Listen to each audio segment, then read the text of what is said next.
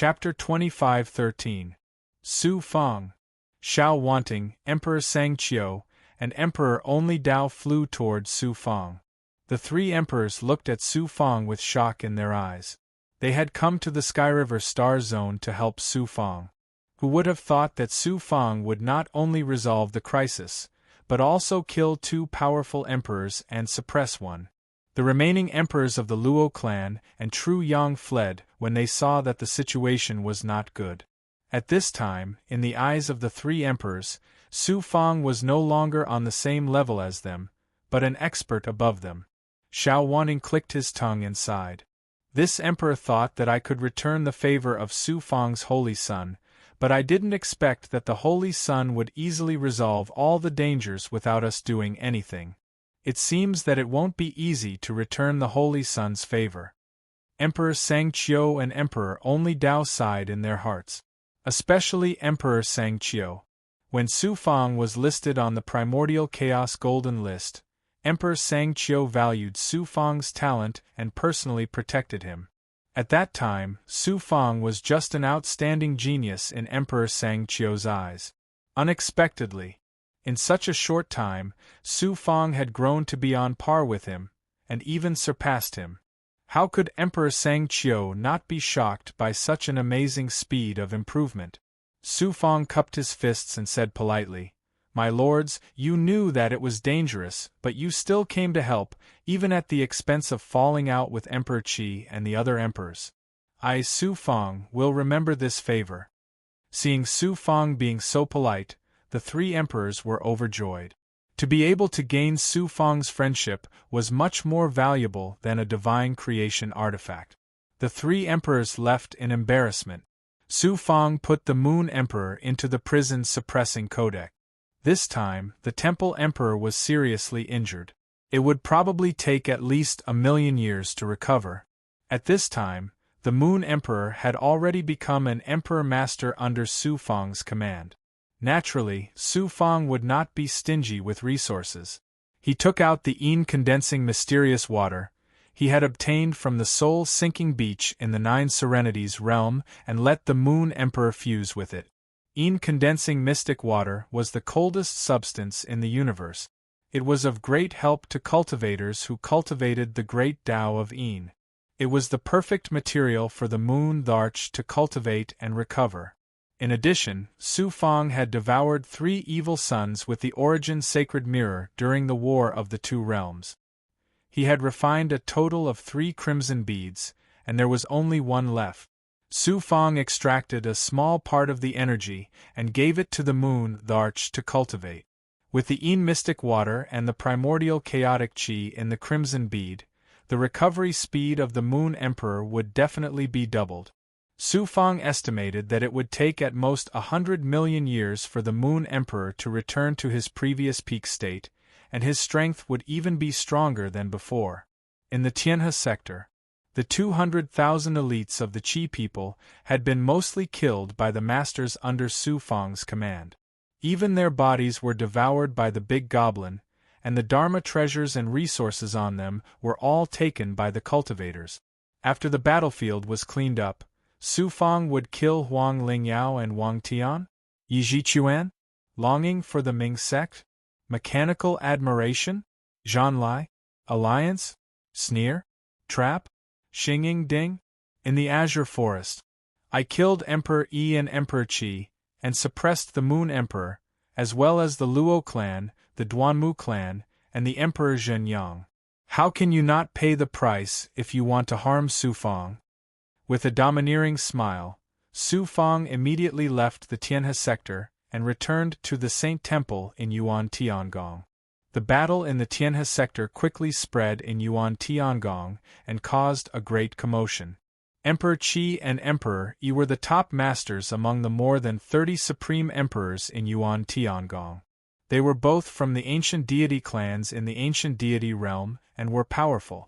No one had expected that Emperor Qi and the other 4 emperors would set up a trap in the Tianhe sector to besiege Su Fang, but they were defeated.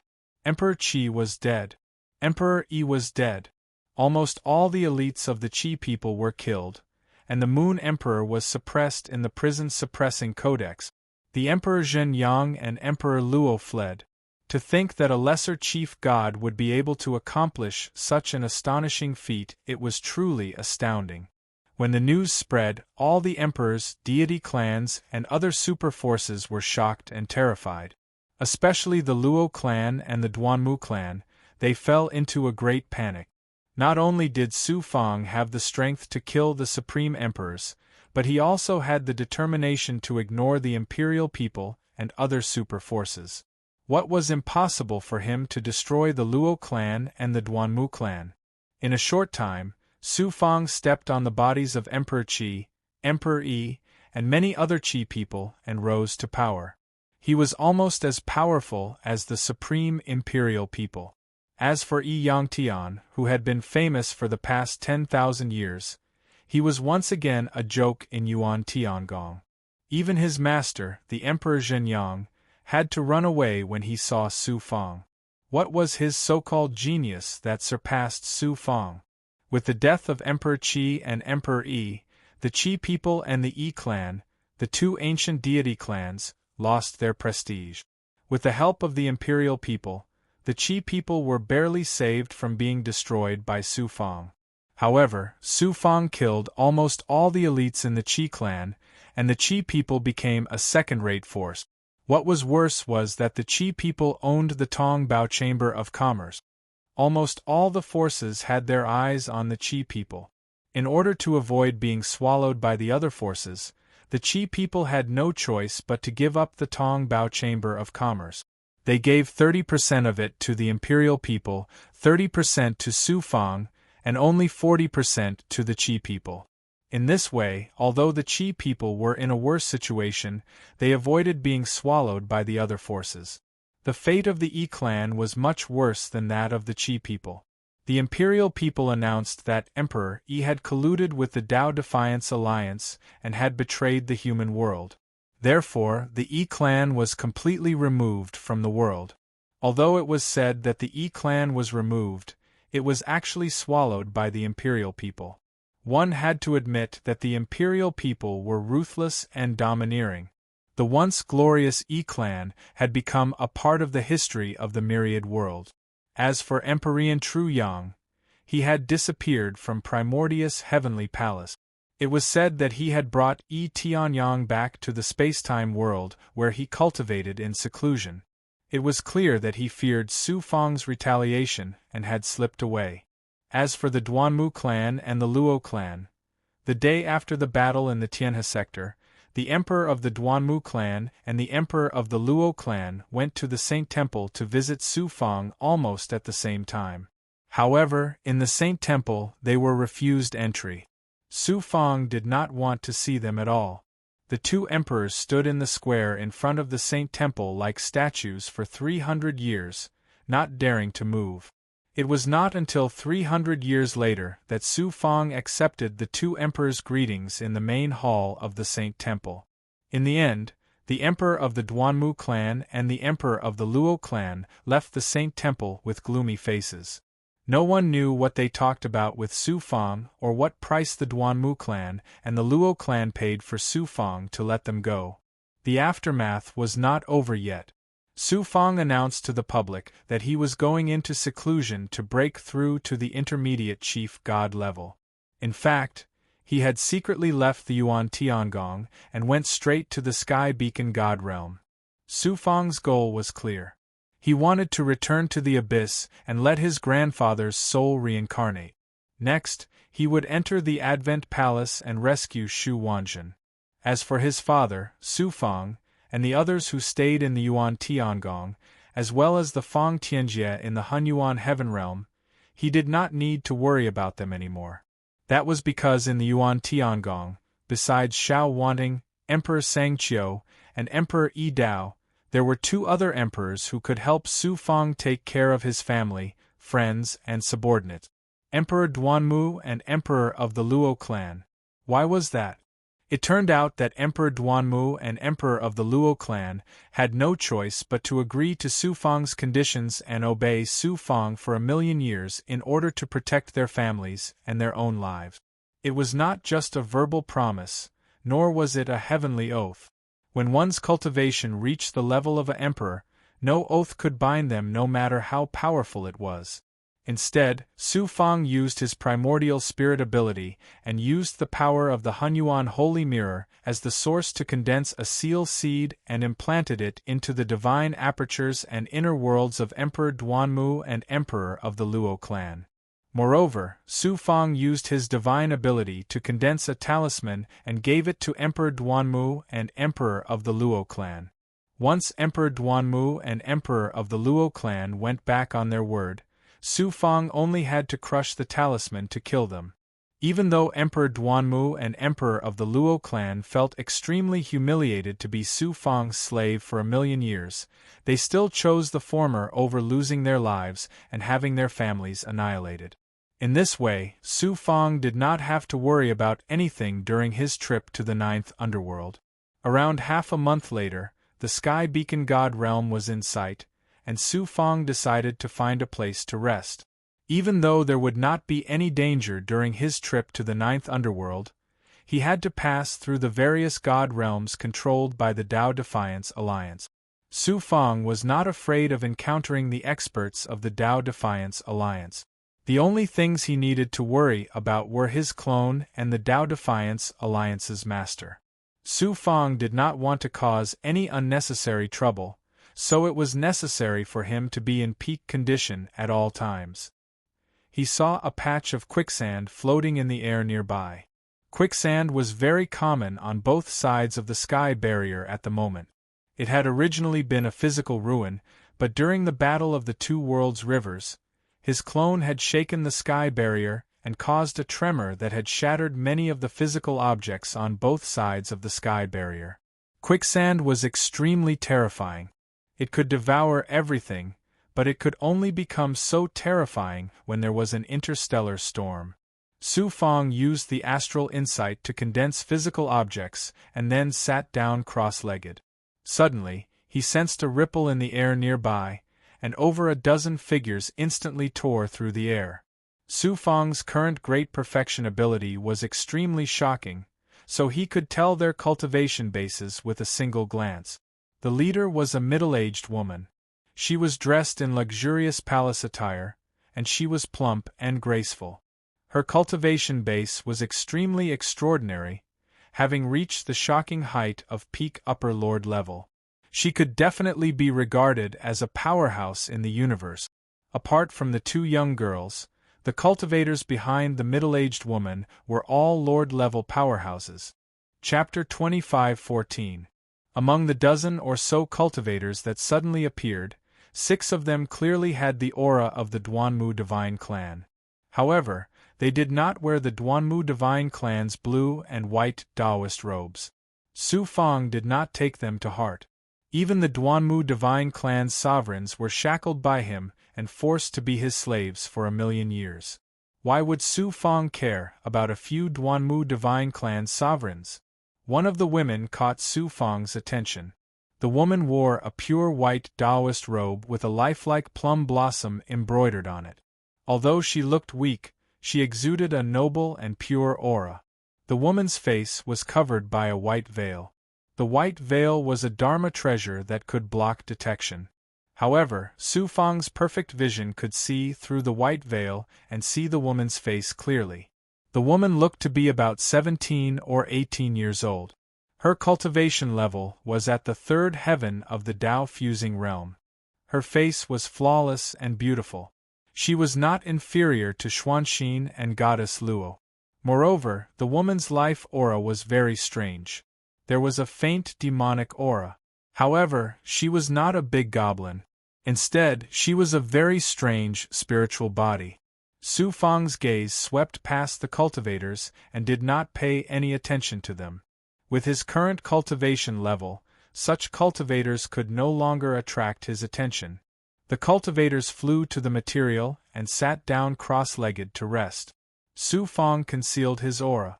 He did not deliberately use the heavenly secret life shrinking technique to conceal his aura. He also did not use any ability that transcended heaven and earth to hide anything. He only needed to slightly conceal his aura so that the cultivators could not sense his presence. 2 women among the cultivators left the others and stopped in front of a rock on the material. Su Fong smiled helplessly. It turned out that he was on the other side of the rock.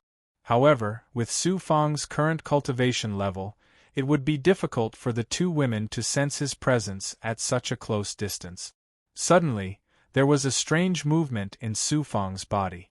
Shocked, Su Fong quickly separated his consciousness and entered the Heaven and Earth Tao Palace to take a look. It was the meridian where the 77th Yang meridian was located. It was trembling for no reason. This meridian definitely did not look like it was about to successfully form a Yang meridian. Instead, it seemed to have sensed some kind of aura, causing it to act strangely.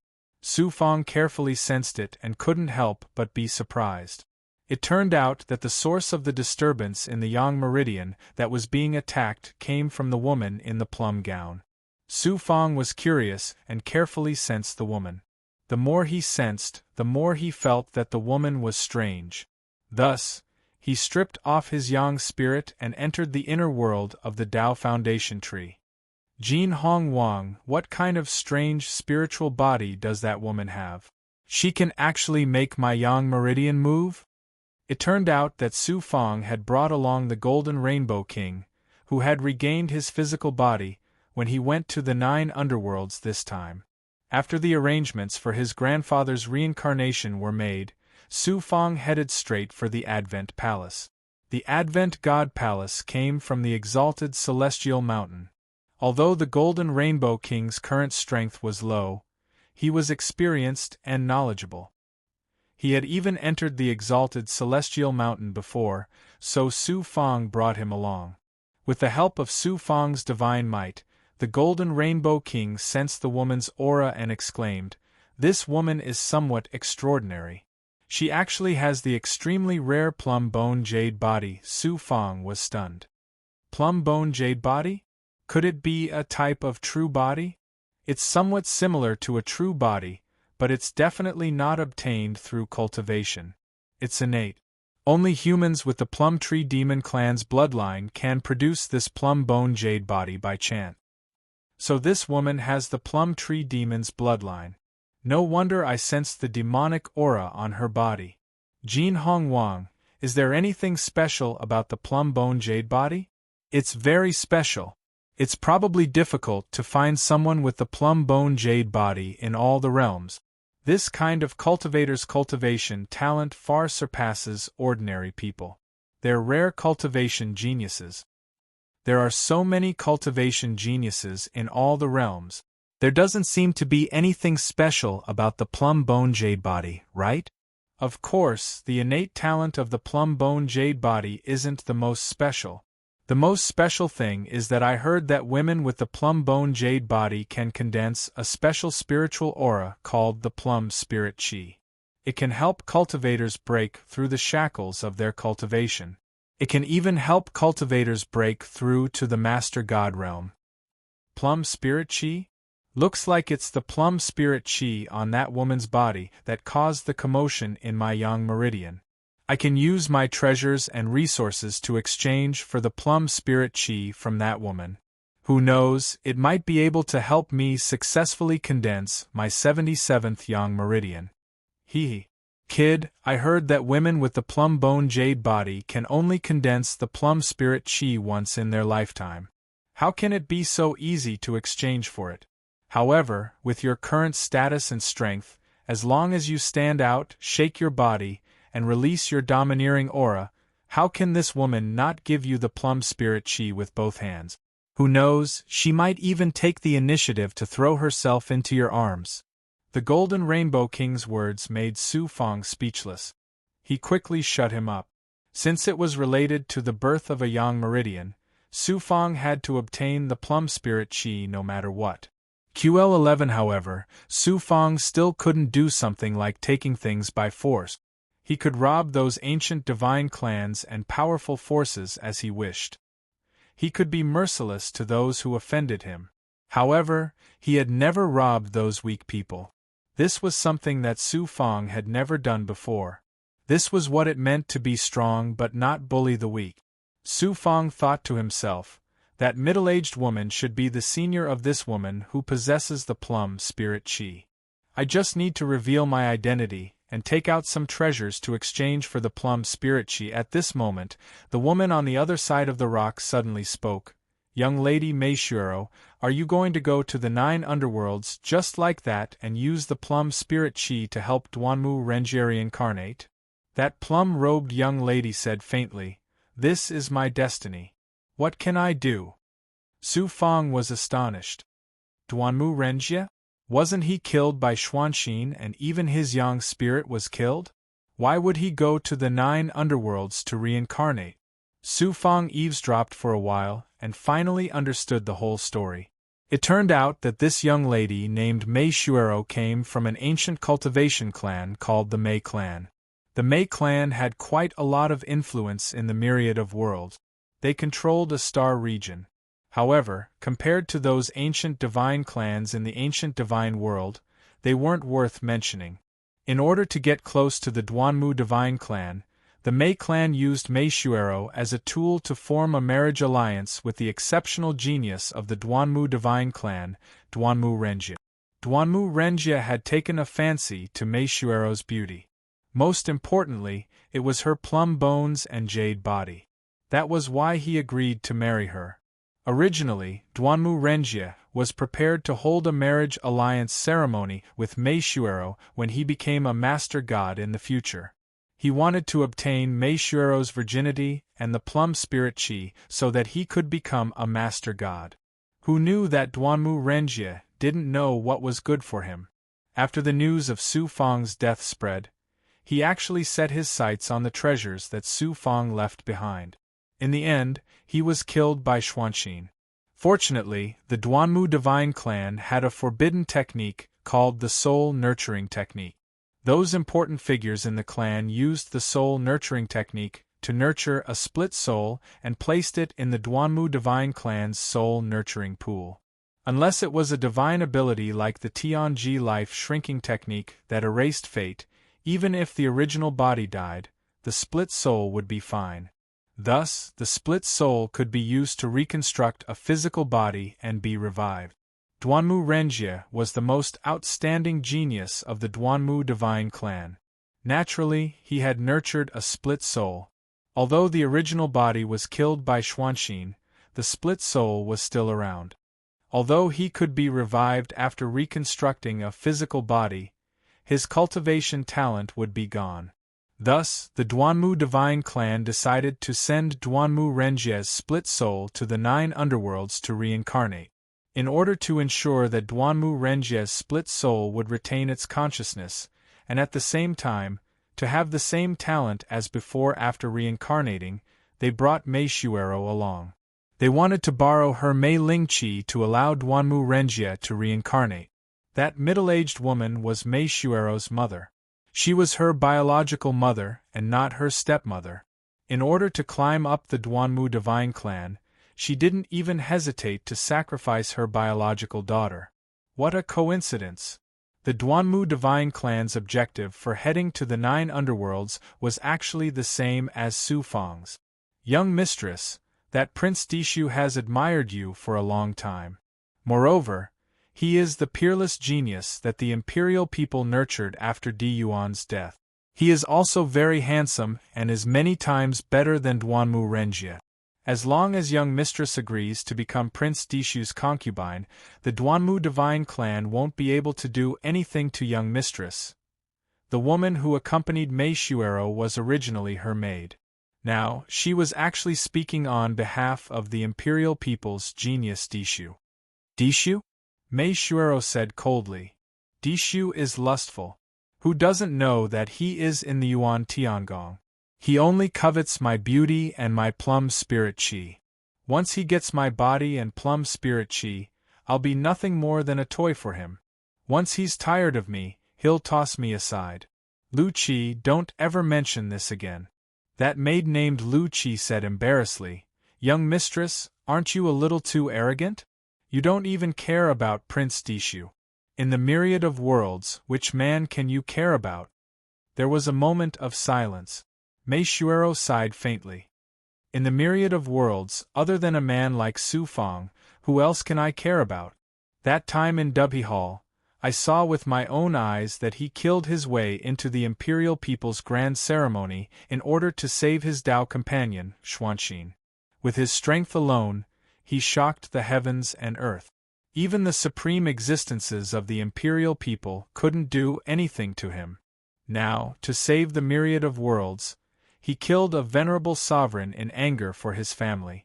If such a man can become his Tao companion, I will have no regrets in my life. Su Fong. Lu Qi's voice was filled with reverence when she mentioned Su Fong's name. At this moment, in the myriad of worlds, who didn't respect or fear Su Fong? Behind the rock, Su Fong touched the tip of his nose. He was quite pleased with himself. He didn't expect to meet his admirer here. Jin Hong Wang laughed loudly from the inner world of the Jinmu tree. Boy, I didn't expect that such a beautiful woman would worship you so much even though you are not that handsome. Quickly show yourself and accept this woman. Not only the Mei Ling Qi but also this beautiful woman will be yours. Ha ha. Scram. Su Fong directly sealed the inner world of the Jinmu tree. He couldn't hear Jin Hong Wang's clamor anymore. Chapter 25:15. The middle-aged woman looked at Mei Shuero with a frosty gaze. Before young Master Duanmu Renjie met with an accident, you were unapproachable. Prince Dishu took a liking to you, but you didn't know how to appreciate his kindness. You made all sorts of excuses. This time, we are going to the 9 underworlds to help young Master Duanmu Renjie reincarnate. If you make any mistake and bring disaster to our clan, don't blame me for being heartless. Mei Shuero said woodenly, Yes, mother. The middle-aged woman said coldly, The 9 underworlds is extremely dangerous. Even Su Fong and Dixuan almost died there. Although we have experts from the Duanmu Divine Clan with us, we are still weak. When we reach the Sky Beacon Divine World, we will recruit more experts. I am currently discussing this matter with the lords of the Duanmu Divine Clan.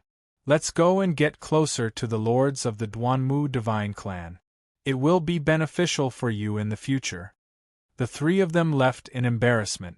Mei Shuero's plum spirit energy can help me condense a yang meridian. I have to grab this opportunity no matter what.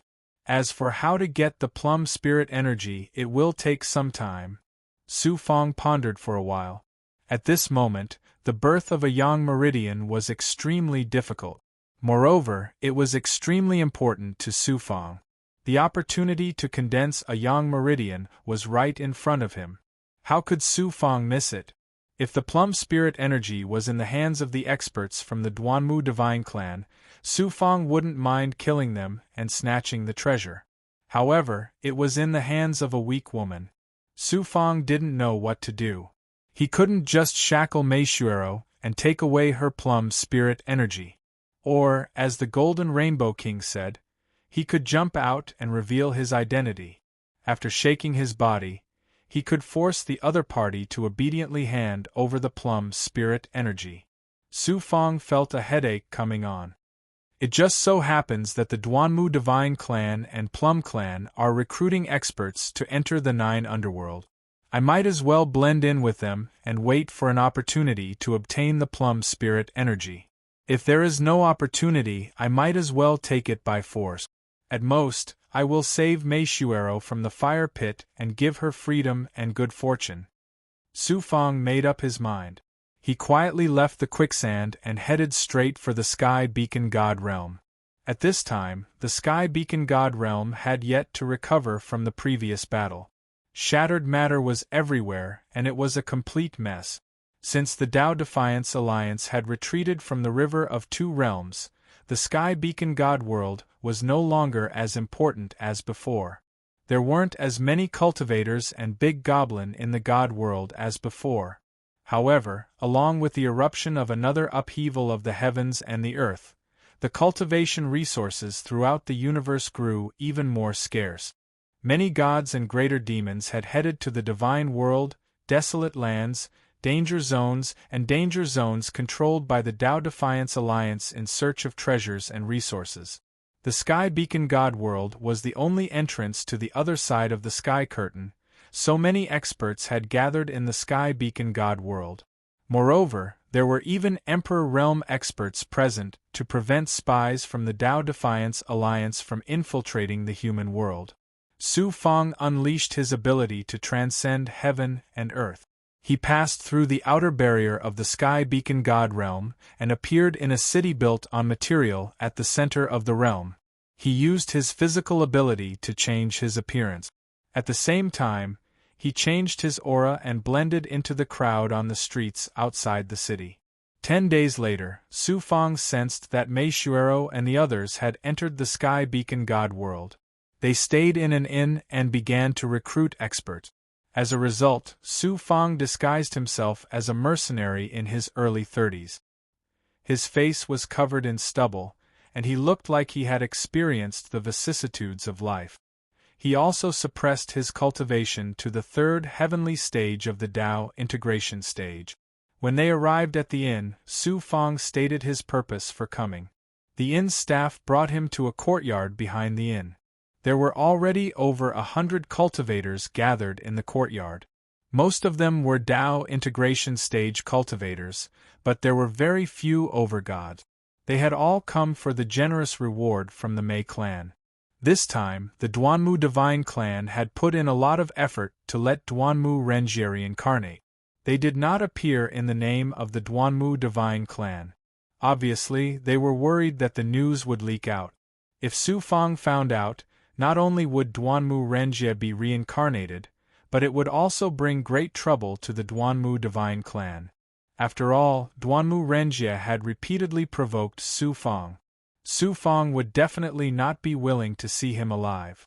The Duanmu Divine Clan's experts did not expect that not only did Su Fang already know about the news, but he was also preparing to infiltrate them and enter the 9 underworlds. This time, he had used the name of the Mei clan to recruit experts. He claimed that he wanted to enter the 9 underworlds to search for the absolute Yin treasure. The reward was 100,000 creation holy pills and a royal-grade divine weapon. As Su Fang, Dixuan, Chu Bingyan, and the others entered the 9 underworlds and brought back the nether sand, they contributed greatly to the human race. The legendary 9 underworlds was no longer so mysterious to the human world. There were even many daring cultivators and big goblin who had infiltrated the territory controlled by the Tao Defiance Alliance and entered the 9 underworlds to search for treasures. Some of them really did return with great rewards. Now that the cultivation resources in the human world were scarce, the temptation of 100,000 creation saint pills and a royal-grade divine artifact to cultivators was not ordinary. Therefore, the Plum clan's recruitment this time made many cultivators scramble like duck. The person who presided over the recruitment test was an elder from the Mei clan. His cultivation base was at the level of a lesser lord. The cultivators who came to participate in the recruitment took turns to take the test. The Mei clan's conditions for recruiting experts were also quite harsh.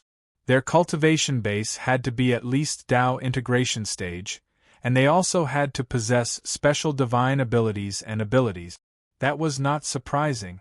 Although the human world now had some understanding of the 9 underworlds, the 9 underworlds was a land of death after all. At the same time, it was also a forbidden area for human cultivators. The Mei clan recruited experts to enter the 9 underworlds to contribute, not to die.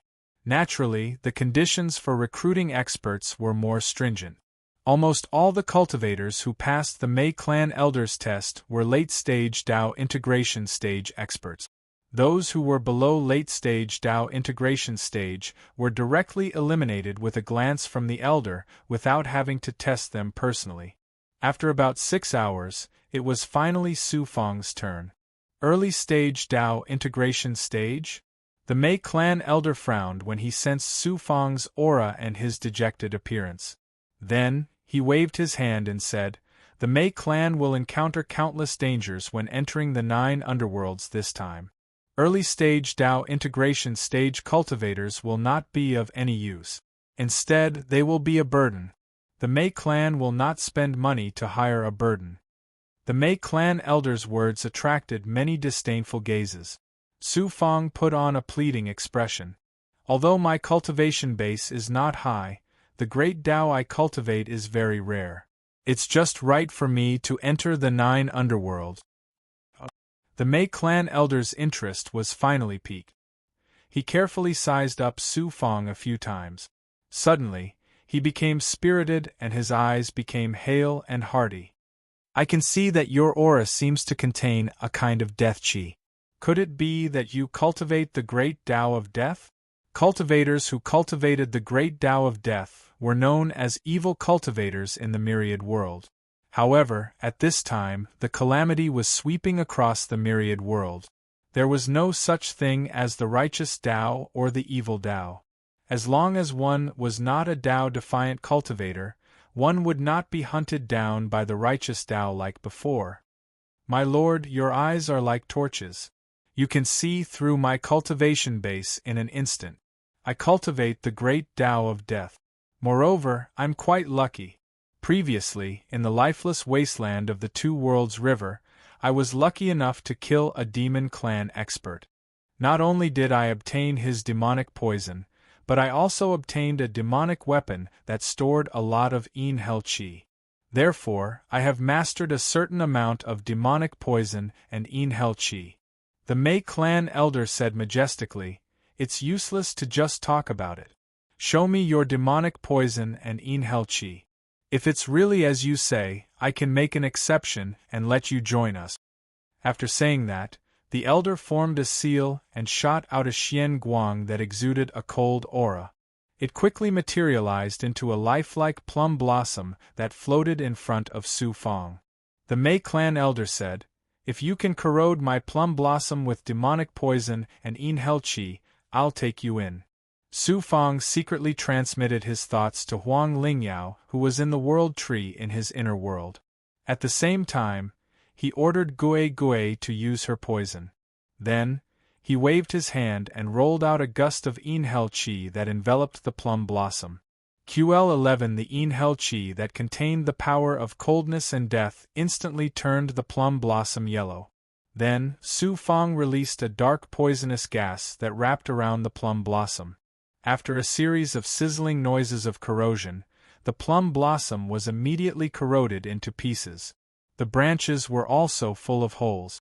Huang Lingyao was the successor of the enhel divine clan. Now that she had fallen into the path of death, how shocking was her enhel qi! As for Gui Gui, it had devoured the demonic poison from the ancestral demon to detoxify Xiao Wanting. At this moment, its poison could even kill a venerable emperor. That Mei clan elder was only a lesser lord. How could a plum blossom formed by a divine ability resist Huang Lingyao's enhel qi and Gui Gui's poison? Su Fang had only borrowed less than 1% of Huang Lingyao's and Gui Gui's abilities to easily corrode the plum blossom. This scene caused the surrounding cultivators to cry out in surprise. The way they looked at Su Fang immediately changed. The mockery and ridicule from before disappeared, replaced by awe and shock. The Plum clan's elder's eyes shone brightly as he nodded repeatedly. "Extraordinary, very extraordinary. Even I would find it troublesome to deal with your underworld shadow energy and demonic poison. You will be of use in the 9 underworlds. You have been recruited by my Plum clan." Su Fang pretended to be overjoyed. "Thank you, sir. What's your name?" "This humble one is called Su Tianyun. I'm a rogue cultivator." The Mei clan elder nodded. "Su Tianyun? That's a good name. As long as you perform well in the 9th underworld, I can even make the decision to let you join the Mei clan and become a cultivator with a different surname. I guarantee that you'll be 100 times stronger than you are now." This time, Su Fang was even more ecstatic. At this moment, a young girl in green walked out of the living room. It was Mei Shuero's maid, Lu Qi. 5th elder, the young miss said that Su Tianyun should stay by her side and become her guard. Lu Qi said to the Plum clan's elder. Swoosh, swoosh, swoosh. All the cultivators turned to look at Su Fang, each and every one of them filled with envy. The Mei clan's Miss Mei Shuero was a famous beauty in the universe. Su Fang had just been recruited, and Mei Shuero wanted him to be her guard. His luck was simply heaven-defying. Even Su Fang himself was confused. He could not understand why Mei Shuero would take a liking to such a weathered and downtrodden uncle like him. Chapter 25:16. The elder from the Plum clan said, This person has just been recruited. We don't know his background. Moreover, he's an evil cultivator. How can Miss let him be her guard? Lu Qi's divine light swept over the recruited cultivators. She pouted and said, Mrs. Safety is very important. Naturally, she needs an expert to protect her in this trip to the 9th underworld. These cultivators all look like dogs, but who knows what kind of tricks they have in mind. The cultivators all smiled awkwardly. Lu Qi then pointed at Su Fang. Not only is he ugly, but he also looks poor. His strength is not bad either. I don't think it's a good idea to have him as your guard. Ugly? Poor? Su Fang helplessly touched the tip of his nose, feeling extremely depressed. The elder from the Plum clan could only agree. Fine. Then we'll give this cultivator named Su Tianyun to Mississippi. Thus, Su Fang became Miss Mei Shuero's guard. Su Fang followed Lu Qi to the courtyard's backyard. Lu Qi put on a cold face and warned Su Fang, Su Tianyun, listen carefully. Miss is a noble. She's a divine phoenix on a branch, but you're a toad in a mud pit. If you're loyal to Miss, you'll naturally be rewarded. If you dare to have any evil thoughts, be careful that you'll be skinned alive. Su Fang nodded. I understand. I know what kind of person I am. How would I dare to have any evil thoughts about Miss? But in his heart, he thought, I don't have any evil thoughts about Miss Mei Shuero, but I'm determined to get her plum spiritual energy. Lu Qi continued to ask, Do you know why Miss wants you to be her guard? Su Fang was also puzzled. Why? Miss chose you to be her guard not because of your strength or your honest appearance, but because your surname is Su. Surname Su. Humph, the young Miss admires an expert with the surname Su. It's precisely because your surname is Su that the young Miss made you her guard. However, that guy with the surname Su is like a divine sun in the sky, and you are like a firefly on the ground. There is no comparison. Su Fang came to a sudden realization and smiled bitterly again. Su Fang met Mei Shuero again in the back hall of the mansion. Mei Shuero's face was still covered by a veil. She asked Su Fang a few questions and gave Su Fang some pills. Then, she asked Lu Qi to arrange a place for Su Fang. She didn't put on the airs of a young lady from a powerful cultivation family. When Su Fang approached Mei Shuero, the yang meridian in his body stirred again. This made him even more certain that the plum spiritual energy could help him consolidate a yang meridian successfully. At the same time, it made him even more determined to get his hands on the plum spiritual energy. Su Fang stayed in the inn that day. Approximately 10 days later, the powerhouses from the Duanmu Divine Clan and the Plum Divine Clan left the Sky Beacon Divine World with over 50 recruited powerhouses. They traveled through the sky, passed through the battlefield of the Two-Realm River, and entered the territory controlled by the Tao Defiance Alliance.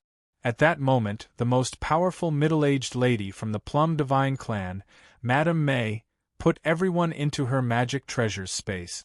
Then, she headed straight for the space-time node that led to Abyss. There were some special space-time nodes in Abyss. This was no longer a secret among the various god clans.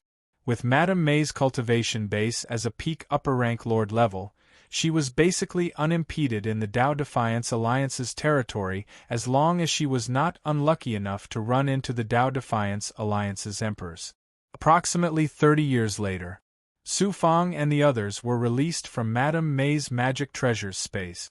Su Fang used his perfection-level ability to sense and discovered the dark clouds in the sky. There was also the soul rain falling from the sky, as well as the nether threads floating in the air. As it turned out, Madame May had already entered Abyss through the spacetime node. Naturally, she was not in the Nether River. Instead, she was in the outer spacetime of Abyss.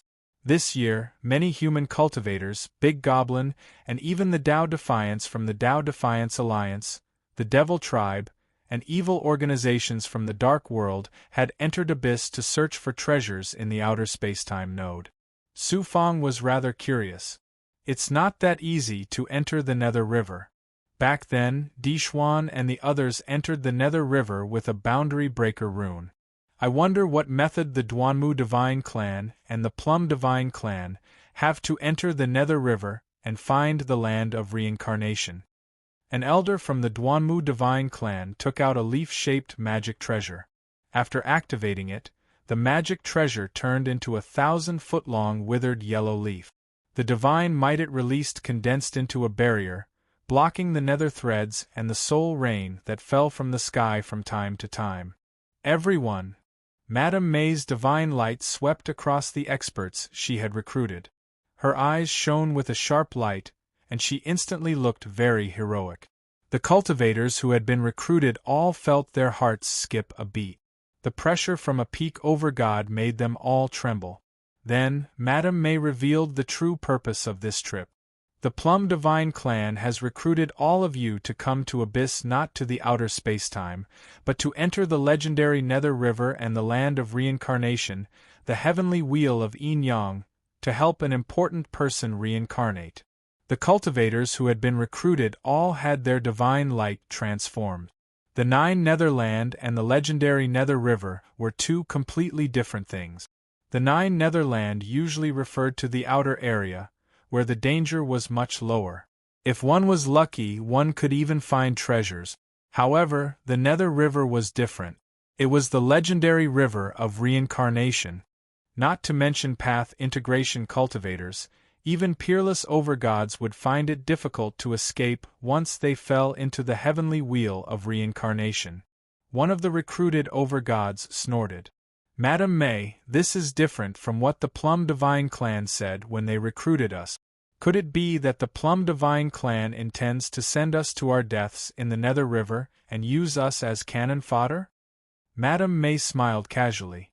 You must have misunderstood. Now that the heavenly wheel of reincarnation has shattered, the Nether River isn't as dangerous as the legends say, except for some remnant souls and nether monsters. Moreover, our clan has already made sufficient preparations to enter the Nether River this time. Why would we send you to your deaths? Seeing that everyone was skeptical, Madame May pointed at Mei Shuero. This is my biological daughter. Moreover, she's the Tao companion of the Duanmu Divine Clan's peerless genius.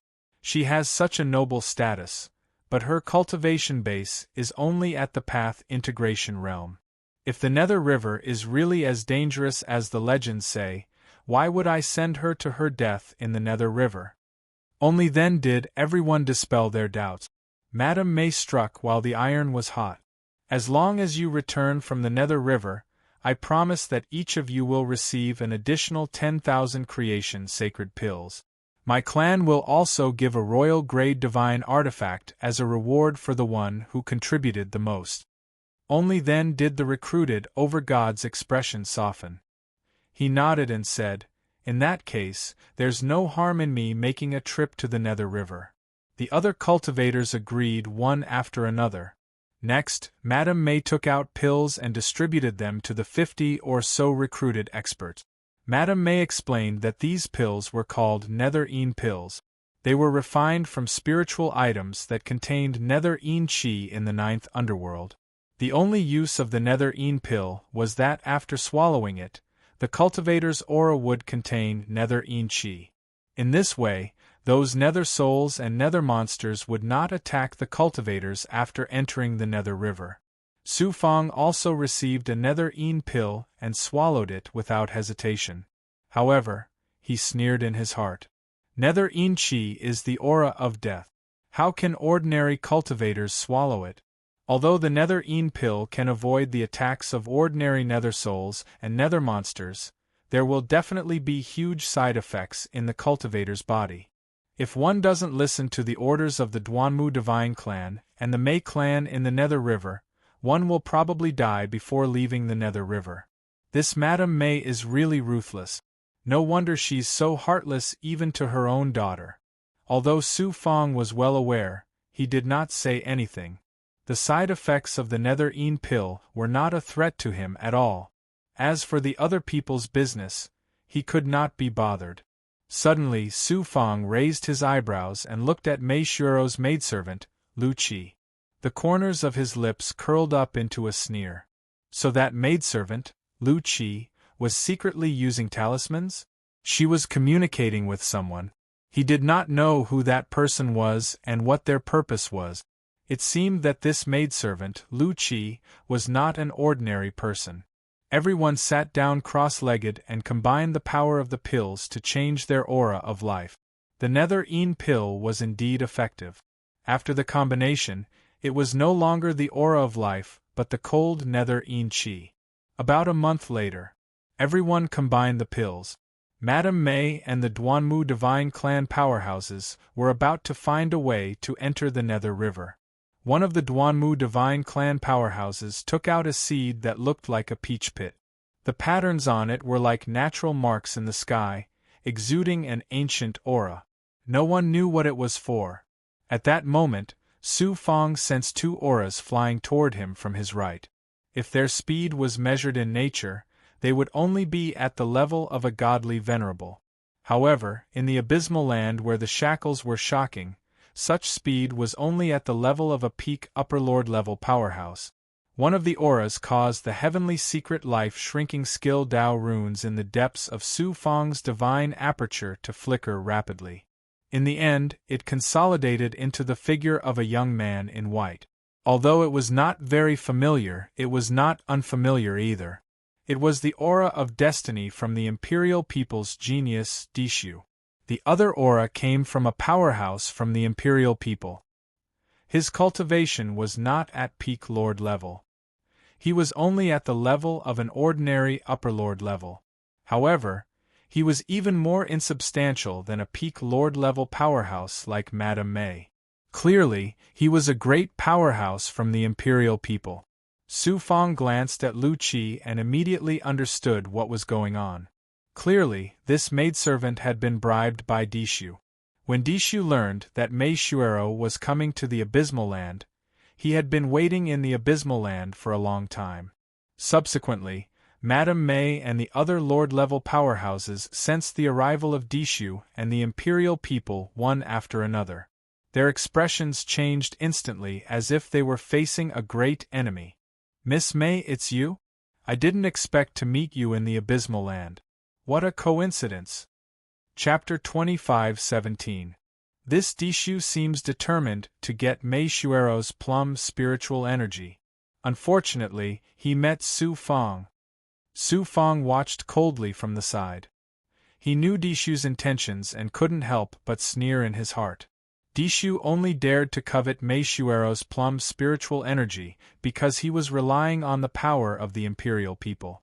If it weren't for the Duanmu Divine Clan, he would have snatched it long ago. However, the power that he relied on and the talent that he was so proud of were nothing to Su Fong. If he really angered Su Fong, he would kill this genius of the imperial people. What could the imperial people do to Su Fong? The Duanmu Divine Clan's elites were all shocked when they saw Dishu. After Duanmu Renjia died, Dishu openly pursued Mei Shuero. How could the Duanmu Divine Clan not know about this? If it were an ordinary person, the Duanmu Divine Clan would have beaten him to a pulp. However, who was Dishu? The Duanmu Divine Clan had no choice but to accept it. No matter how powerful the Duanmu Divine Clan was, how could they be compared to the imperial people? Fortunately, Mei Shuero rejected Dishu. Otherwise, the Duanmu Divine Clan would have lost all face. Now that Dishu suddenly appeared in the 9 Serenities, his motive was obvious. How could the Duanmu Divine Clan's elites be happy? Su Fong noticed that Mei Shuero's eyes were filled with hatred when she looked at Dishu. Madame Mei, on the other hand, was grinning from ear to ear. She looked at Dishu with sparkling eyes. To her, whether Meishuero was chosen by the Duanmu divine clan or Dishu, it was a great thing for the Mei clan. Moreover, Madame Mei obviously valued Dishu more. After all, the power of the imperial people was far greater than that of the Duanmu divine clan. Madame Mei obviously didn't care about Meishuero's life or death. When the recruited cultivators found out about Dishu's identity, they all looked at Dishu with reverence, as if they were beggars on the street who had seen the crown prince from the imperial palace.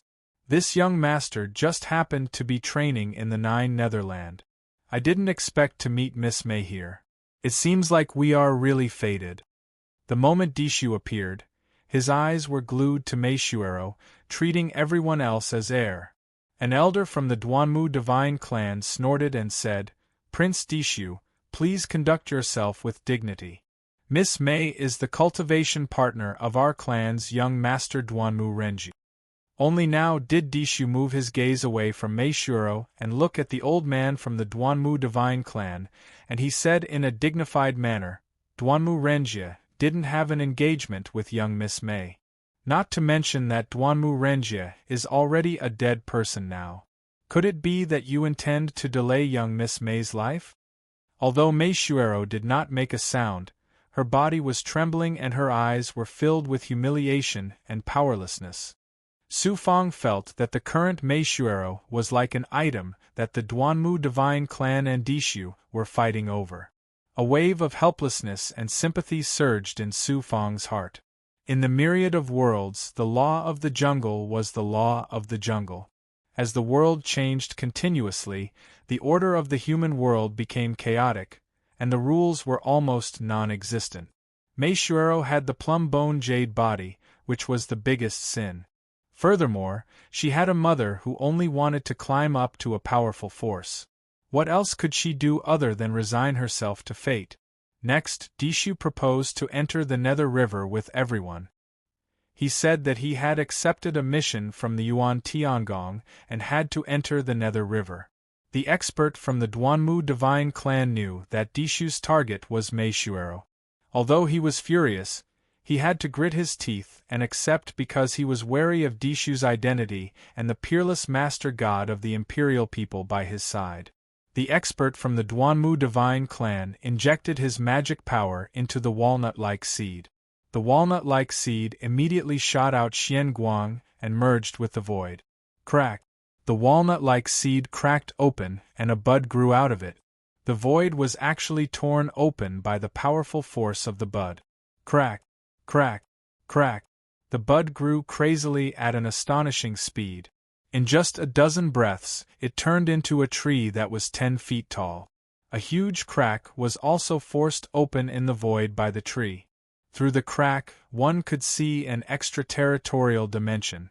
In it, a dark river flowed endlessly. Spirits bobbed up and down in the river, and the chi of the underworld filled the sky. It was the Nether River that was located in the deeper dimension of the Nine Serenities. Let's go! Madame Mei was the first to enter the dimension of the Nether River through the crack. Su Fang followed Meishuero and Lu Qi into the crack. The other experts also followed. Last was Dishu and the master god of the imperial people. After everyone had entered, the towering tree quickly withered and turned into ashes. The void quickly returned to its normal state. Once they entered the Nether River, except for Su Fang, the others looked serious and tried to restrain their auras. Even Dishu and the master god of the imperial people looked cautious. The underworld elixir that Madame Mei had given them was indeed extraordinary. It caused their auras to contain the chi of the underworld. Therefore, the spirits did not swarm toward them and avoided this big trouble. Dishu and the master god of the imperial people had obviously come prepared. They each took out a gray jade pendant and hung it on their waist. It immediately released a protective power that caused the spirits to avoid it. The Duanmu divine clan had gotten a map of the Nether River from somewhere. They quickly identified their location and flew along the Nether River toward the Yin-Yang heavenly wheel. The shackles on the Nether River were shocking. It was so cold that it could freeze people to death. Although they were not harassed by the spirits and underworld monsters, it was still difficult for them to move forward. They had to consume elixirs to replenish their energy. Along the way, Meishuero was protected by 2 master gods of the Duanmu divine clan in turns. Of course, it was also to guard against Dishu. Therefore, she became the most relaxed person in the group. Su Fang, who had been taken in as Meishuero's bodyguard, had become an idle person. He also happened to be free. Along the way, Dishu stuck close to Meishuero like a sticky cake. The Duanmu divine clan masters were annoyed, but there was nothing they could do about it. About 50 years. The group finally arrived at the reincarnation platform. In the past, the red spider lily had been guarding the reincarnation platform. However, it was killed by Su Fang with the infinity wheel. Now, the reincarnation platform was no longer dangerous. Therefore, it became a place for the group to rest. After 50 years of flying, even the master gods could not bear it, let alone the virtual entity experts. The group found their own places on the reincarnation platform. They created formations and sat cross-legged in the formations. They consumed elixirs to recover. The Nether River did not pose any threat to Su Fang. In order not to arouse suspicion, he obediently created formations and consumed elixirs to recover. However, his attention was always on Meishuero. Dishu and the Imperial People expert were far away from the group. They rested on a cliff on the reincarnation platform. 3 days later, Su Fang, who was resting in the formation, suddenly opened his eyes. Meishuero stood up and quietly walked out of the formation. She flew toward the edge of a cliff. After turning around the edge of the cliff, she saw Dishu standing on a rock with his hands behind his back. Meishuero said, "Prince Dishu sent me a message with his primordial spirit. Why did you invite me here?" Dishu smiled. "I thought you wouldn't come. I didn't expect Miss May to come. I'm sure Miss May knows why I asked Miss May to come here." Meishuero said faintly, "The reason why I came out is to make it clear to you. I won't become your concubine. I hope you can give up on this idea." Dishu's face turned gloomy. His tone also became cold. "Do you know the consequences of rejecting me? It's your great fortune that I've taken a fancy to you. However, you've repeatedly rejected my good intentions. Who do you think you are? You're just a plaything for a man to play with." Meishuero revealed a mocking expression. Prince Dishu finally lost his patience. "You're revealing your ferocious side? Isn't it just death? Meishuero has long wanted to die. It's great that Prince Dishu can fulfill my wish." "You want to die? Isn't that easy? I can crush you to death with one finger. However, before you die, you have to give me Mei Lingji's temperament. Furthermore, you have to give me your body. Otherwise, wouldn't it be a pity for a beauty like you to die like this?" Dishu suddenly revealed a sinister smile. He looked at Meishuero like a tiger staring at a lamb. "Prince Dishu, don't forget your identity." Meishuero looked at Dishu in disbelief. She didn't expect that the usually handsome and refined genius of the Imperial People would suddenly become like this. After speaking, Meishuero turned around and was about to leave the cliff. However, at this moment, Dishu suddenly took out a golden mirror. The golden xianguang that it released immediately enveloped the entire cliff. It turned into an independent spacetime that was isolated from the outside world. Only then did Meishuero become flustered. "Dishu, what are you doing?" Dishu smiled sinisterly. "What am I doing? Naturally, I'm taking your virginity and your Mei Lingji's temperament. Do you think I don't know why the Mei clan and Duanmu divine clan entered the Netherworld River? You'd rather give your Mei Lingji's temperament to that trash Duanmu Renjia to help his soul reincarnate than give it to me. Why should I be polite with you?" Meishuero shouted thunderously. "Dishu, the experts of the Duanmu divine clan are on this reincarnation stage. They can come at any time. At that time, even your identity as a genius of the Imperial People won't be able to protect you." Dishu snorted. "The Duanmu divine clan has already offended the Su Fang. How would they dare to offend the supreme imperial people? You're just a sacrifice. Once I take your Mei Lingji's temperament, you'll lose your value. Why would the Duanmu divine clan fall out with me for you? Mei Shuo shouted angrily, Dishu, you're shameless. A woman like you is born to be toyed with by men. This young master's status is noble.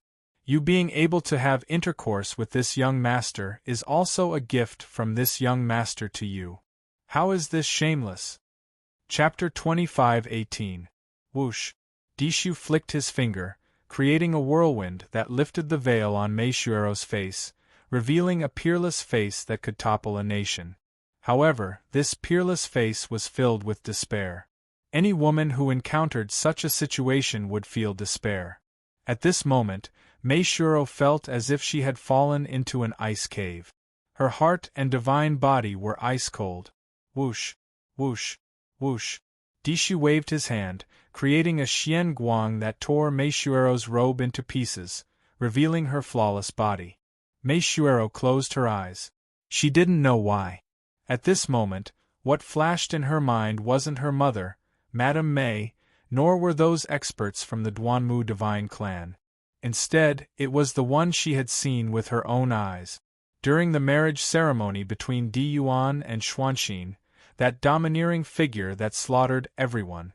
At this moment, she really wanted a man like Su Fong to appear in front of her. Suddenly Mei Shuo's spirit was shaken as she shouted, Dishu, you can't even touch a finger of mine. Otherwise, you'll be in big trouble and your life will be in danger. Dishu, who was taking off his robe, sneered in disdain. Are you talking about your Mei clan or the Duanmu divine clan? Don't forget that this young master is a genius from the imperial people. There's no one and nothing that this young master is afraid of in the myriad of worlds. Mei Shuo said proudly, I'm a woman that Su Fong has taken a fancy to. Do you dare to touch me? Don't tell me that you're not even afraid of Su Fong? Su Fong. Dishu couldn't help but shiver when he heard this name. Fear flashed in his eyes. He had witnessed Su Fong's might and domineering aura. How could Dishu not be afraid of Su Fong? However, he quickly returned to normal and coldly snorted. Su Fong already has a Dao companion. Why would he take a fancy to you? Mei Shuo said, if you can have a group of wives and concubines, why can't you have Su Fong? My appearance is not inferior to Xuanxin's, and I have a plum bone and jade body. What's so strange about Su Fong taking a fancy to me? Dishu began to hesitate. When he heard the name Su Fong, he felt as if he was facing the strongest of the imperial people. Now that Su Fong was involved, how could he not hesitate? Seeing this, Mei Shuo's heart began to burn with hope. Who knew in the next moment, Dishu became ferocious again. That's right, this young lord is indeed afraid of Su Fong. In the myriad worlds, even the Emperor Realm Masters are afraid of him, so how can this young lord not be afraid? This person will definitely seek revenge for the smallest grievance. If he finds out that this young master has touched his woman, this young master's life will be in danger. Moreover, how trustworthy are your words? No matter what, I won't let you off today, including your life. Dishu's eyes flashed with viciousness and madness. Mei Shuo fell into despair once again. She didn't expect that mentioning Su Fong would drive Dishu even crazier. Suddenly boom! The independent spacetime created by Dishu's artifact suddenly shook violently. There were actually experts attacking the barrier from the outside. Mei Shuo was surprised and delighted.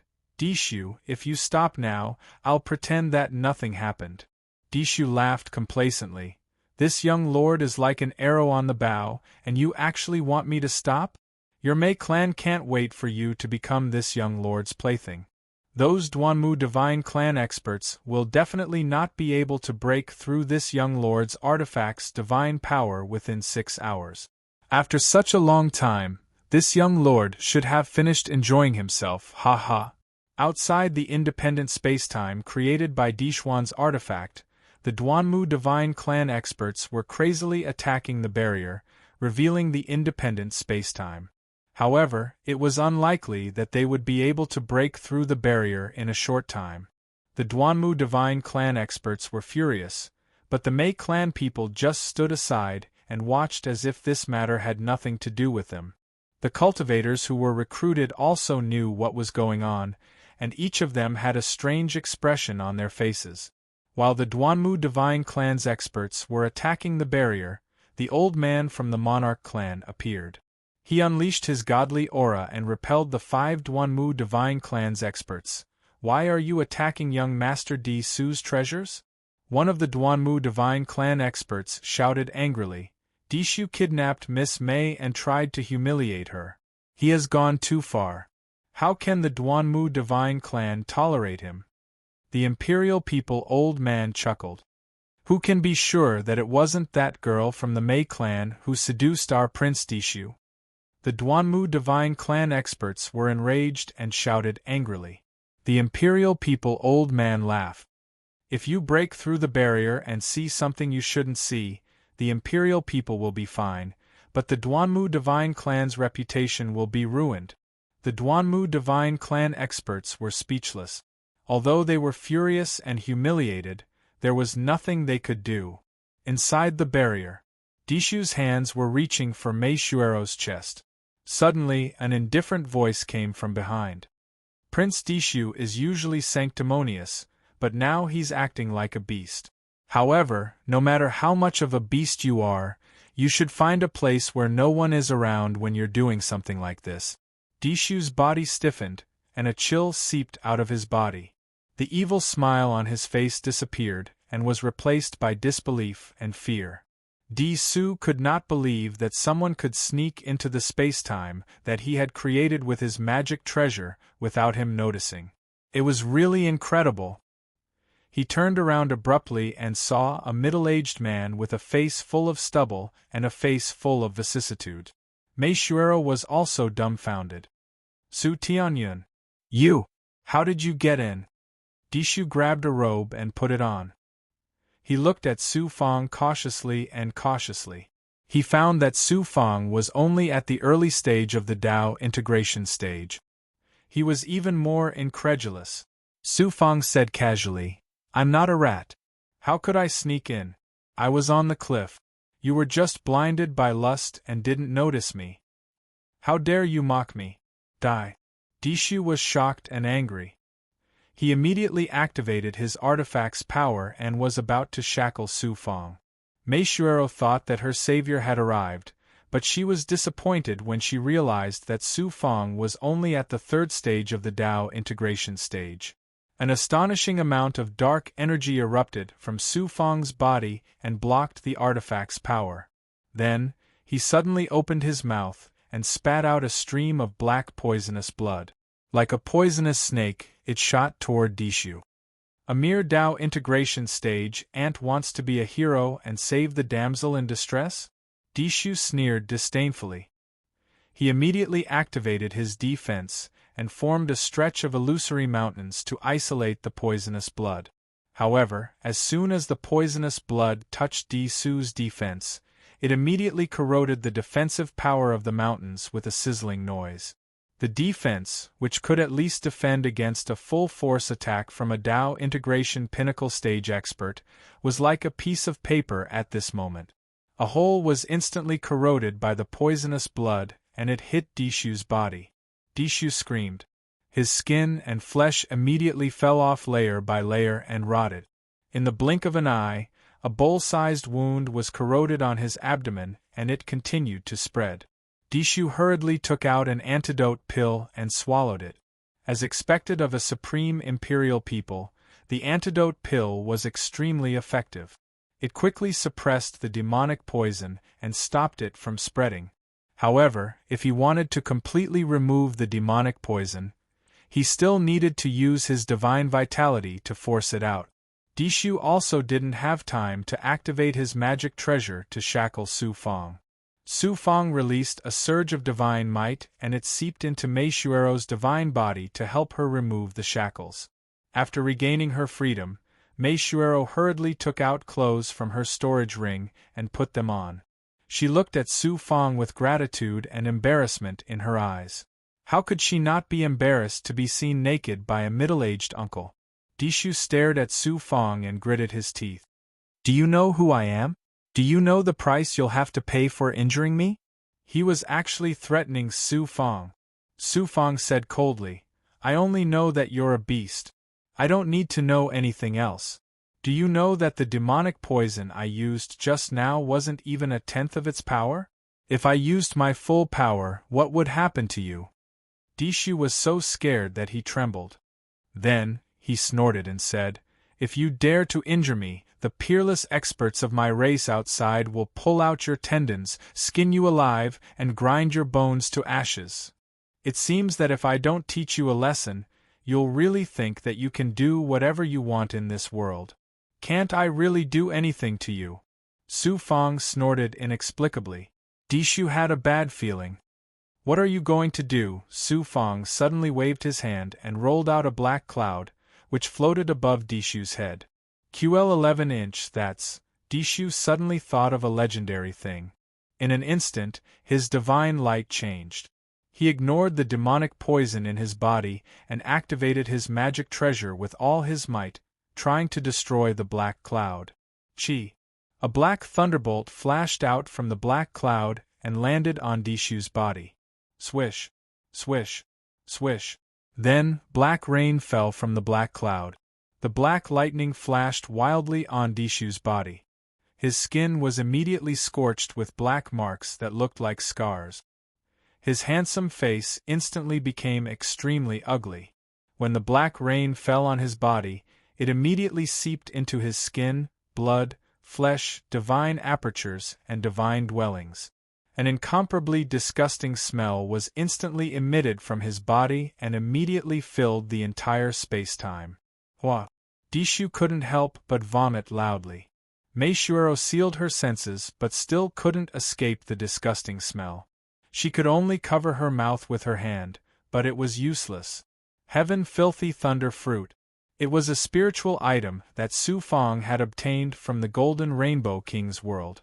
It had no other use, but once it came into contact with someone, their entire body would be covered with ugly marks and emit an overwhelming stench. It was very difficult to wash it off in a short time. Su Fang didn't want to kill Dishu and incur the hatred of the imperial people again.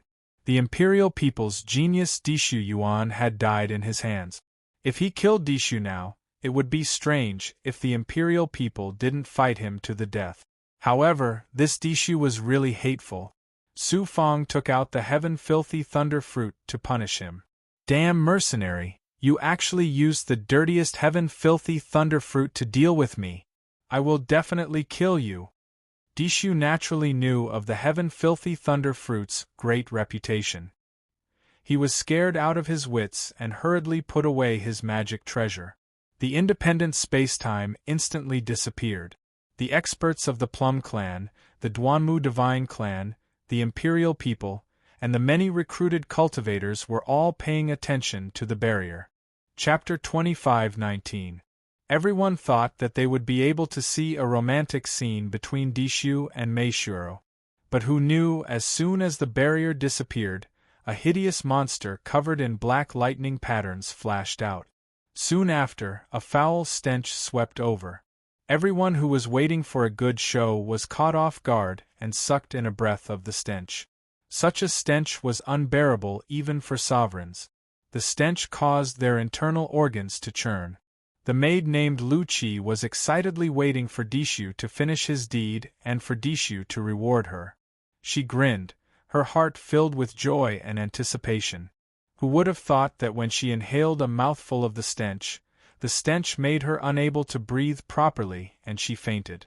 Everyone didn't understand, but when they saw Su Fang and Meishuero, they were shocked and stunned. QL-11 Dishu let out an angry roar. Lord Di Lin, this ant injured me with demonic poison and humiliated me with the heaven filth thunder fruit. Hurry up and kill him. Although the old imperial people didn't understand what had happened, when he heard that Dishu was injured, his eyes froze.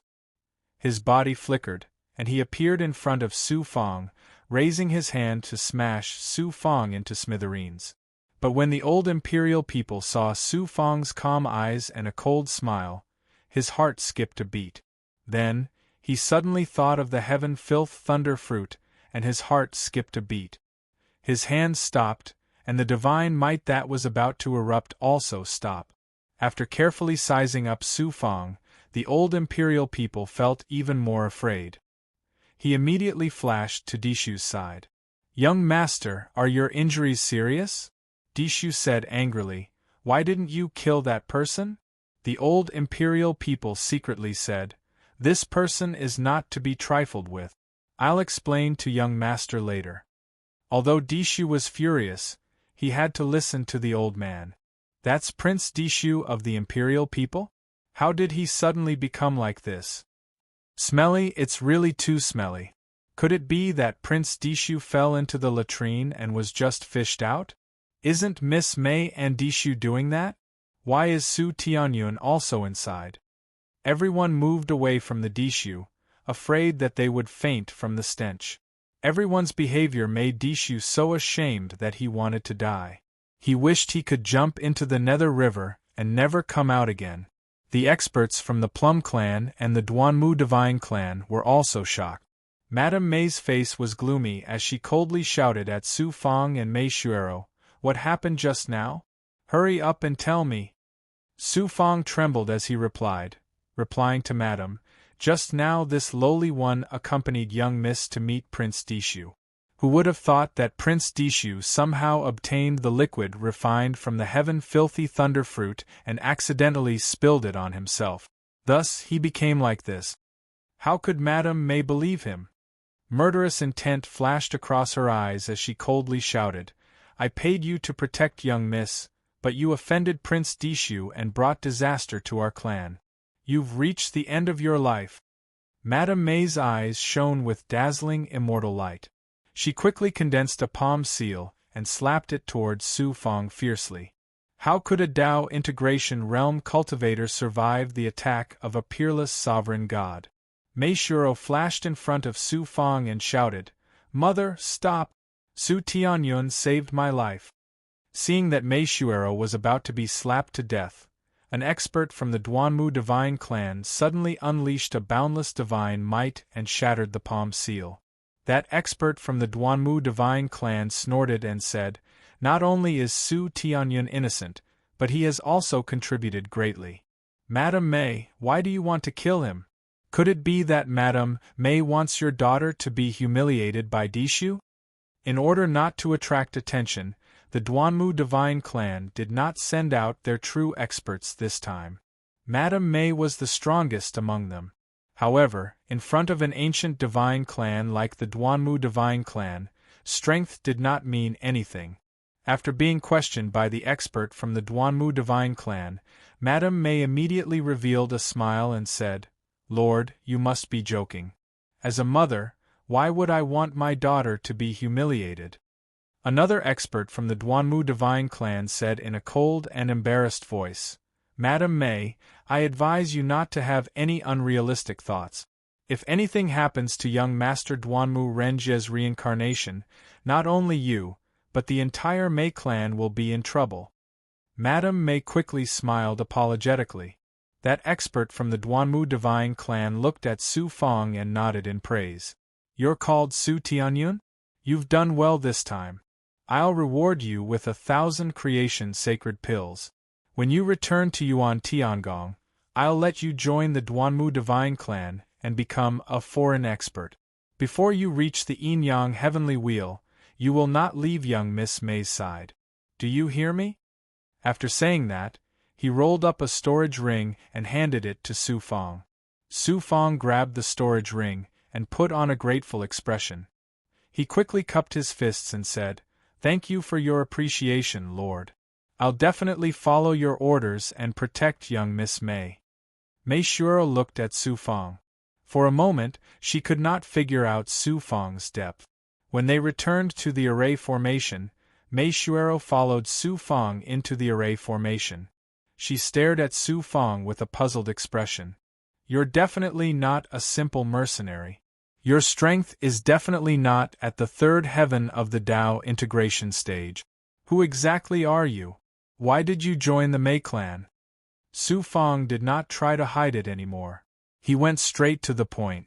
Young Miss Mei's eyesight is very good. I joined the Mei clan and came to the 9 underworlds for another purpose. I'm here for young Miss Mei. Mei Shuero's delicate body trembled. She smiled sadly. Right now I'm like a piece of fat meat. Everyone wants to take a bite out of me. The Duanmu Divine Clan, the Mei clan, the Dishu. Even you are the same, Su Fong revealed a domineering smile. I'm different from them. I need your plum spirit energy. However, I won't take it by force. As long as you're willing to give me your plum spirit energy, I can give you everything you want. Give me everything I want? How arrogant! Who do you think you are? Su Fong? Or the supreme existence of the imperial people? Mei Shuero revealed a disappointed expression. She obviously thought that Su Fong was bluffing to deceive her. No matter what, I have to thank you this time. From now on, you have to be careful of the Dishu's revenge. It's best if you leave the 9 underworlds as soon as possible. That way, you might have a chance to survive. Mei Shuero advised Su Fong. Then, she passed through the array formation without looking back. I was actually looked down upon by a weak woman.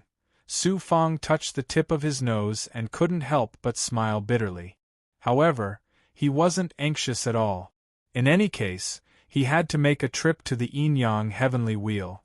Once he arrived at the Yin-Yang Heavenly Wheel, it would mean that Mei Shuero was at the end of her rope. She would naturally take the initiative to find him. If he obtained the plum spirit energy, Su Fong would naturally give Mei Shuero benefit. At least, he could ensure that she wouldn't be trampled on like she was now. As for other thoughts, thinking of Mei Shuero's graceful body, Su Fong's yang energy exploded in his body. However, Su Fong quickly got rid of these distracting thoughts. No matter how attractive Mei Shuero was, she wasn't enough to move Su Fong's heart. On a cliff beside the reincarnation stage, Dishu impatiently asked, Lord Dilin, what background do you think that mercenary has? Even you are afraid of him? Even if he's an Emperor Realm expert, you wouldn't be so apprehensive. The imperial people's eyes were filled with doubt. I'm only guessing. I suspect that the mercenary might have some relationship with Su Fong. Su Fong. Dishu was so frightened that he staggered. If it weren't for the fact that his face was covered with black lightning streaks that obscured his skin color, his face would definitely be pale. Young Master Su, think carefully about what happened during the Yuan Tiangong entrance test. Enter the Yuan Tiangong entrance test? At that time, the clan was focused on cultivating Diyuan. The other geniuses of the clan were not allowed to enter the Yuan Tiangong entrance test. With the power of our clan, entering the Yuan Tiangong entrance test was meaningless. Lord Dilin, why did you suddenly mention the entrance test? Prince Dishu, think carefully. Su Fong once crossed swords with Sanskrit's genius, Fan Shu. Fan Shu? That person's talent was extraordinary. Unfortunately, he met Su Fong and died mysteriously. Some people suspect that it was Su Fong who did it. During the entrance test, Fan Shu was defeated by Su Fong with the Heaven Filth Thunder Fruit. Su Fong once used the Heaven Filth Thunder Fruit to make Fan Shu the laughingstock of many geniuses. Dishu recalled the past and suddenly understood. His whole body trembled. That's right. As far as I know, there is only one Heaven Filth Thunder Tree in the outer area of the exalted celestial mountain. There is absolutely no such spiritual item in any other place in the universe. In the past, there was a bandit called the Golden Rainbow King who entered the exalted celestial mountain with the help of the sun-piercing Golden Rainbow King. Su Fong obtained the Golden Rainbow King's treasure. It is not surprising that he has the Heaven Filth Thunder Fruit. Where did that mere mercenary get the Heaven Filth Lightning Fruit from? Dishu was terrified. Could it be that mercenary was Su Fong in disguise? Damn it, Why did that bastard disguise himself as a mercenary and come to the 9 Serenities? Let's go, leave the 9 Serenities quickly. The old imperial people named Di Lin shook his head and said, "This is just my guess. Young Master Su, don't be afraid. That mercenary is definitely not Su Fong. With his current strength and status, why would he do something so senseless?" Dishu thought about it carefully and found it reasonable. With Su Fong's current strength, he could even kill a venerable emperor. Why would he disguise himself as a mercenary and mingle with the Duanmu Divine Clan and the Plum Plum Clan? Unless he had nothing better to do. Only then did he calm down. As long as he did not encounter Su Fong, he would not be afraid even if he faced a peerless venerable emperor. Maybe that mercenary is related to Su Fong. Maybe he is a slave master under Su Fong and got the heaven-filled thunder fruit from Su Fong. Maybe I guessed wrong and that mercenary got it from other channels. Humph, this young master is afraid of Su Fong, but why would I be afraid of a slave under Su Fong? No matter who that Su Tianyun is, young Master Su must be careful. Once we get the plum spiritual energy, we will leave the 9 Serenities immediately. If I knew it would be so troublesome, I would have directly kidnapped that bitch outside and taken her plum spiritual energy. The Duanmu Divine Clan is quite powerful in the myriad worlds. Young Master Su, you must be careful when you act. If you cause the Duanmu Divine Clan and the Imperial people to be at odds with each other, the gains will not make up for the losses. If you attract the attention of the Supreme Masters of my clan, it may bring you a lot of trouble. This young master is determined to get the plum spiritual energy. Dishu's eyes were filled with murderous intent. His murderous aura and stench kept gushing out of his body. And that mercenary Su Tianyun, as long as he is not Su Fong and dares to ruin this young master's plans, this young master will never let him live. Young Master Su, recover first and force the demonic poison out of your body. I will take a look around. Chapter 25-20. Rest and recuperate in the reincarnation stage for 10 years. Before leaving, Mei Shuero once again came to the formation where Su Fong was. Su Tianyun, what you said before, is it true? The closer they were to the yin-yang heavenly wheel, the more anxious Mei Shuero became. At this time, she had no choice but to treat Su Fong as her last hope. Su Fong nodded and said with a smile, "Of course. If you give me the plum spiritual energy, I will give you what you want. I can promise you this." Mei Shuero hesitated and said, "Lord Su Tianyun, I know you have hidden your strength, but even if you are a supreme sovereign, you can't go against the Duanmu Divine Clan and the Supreme Imperial People." Su Fong revealed a domineering smile. "The Duanmu Divine Clan and the Imperial People can't stop me from doing what I want to do." Mei Shuero hesitated for a long time and finally said resolutely, "You saved me once. This time I will believe you.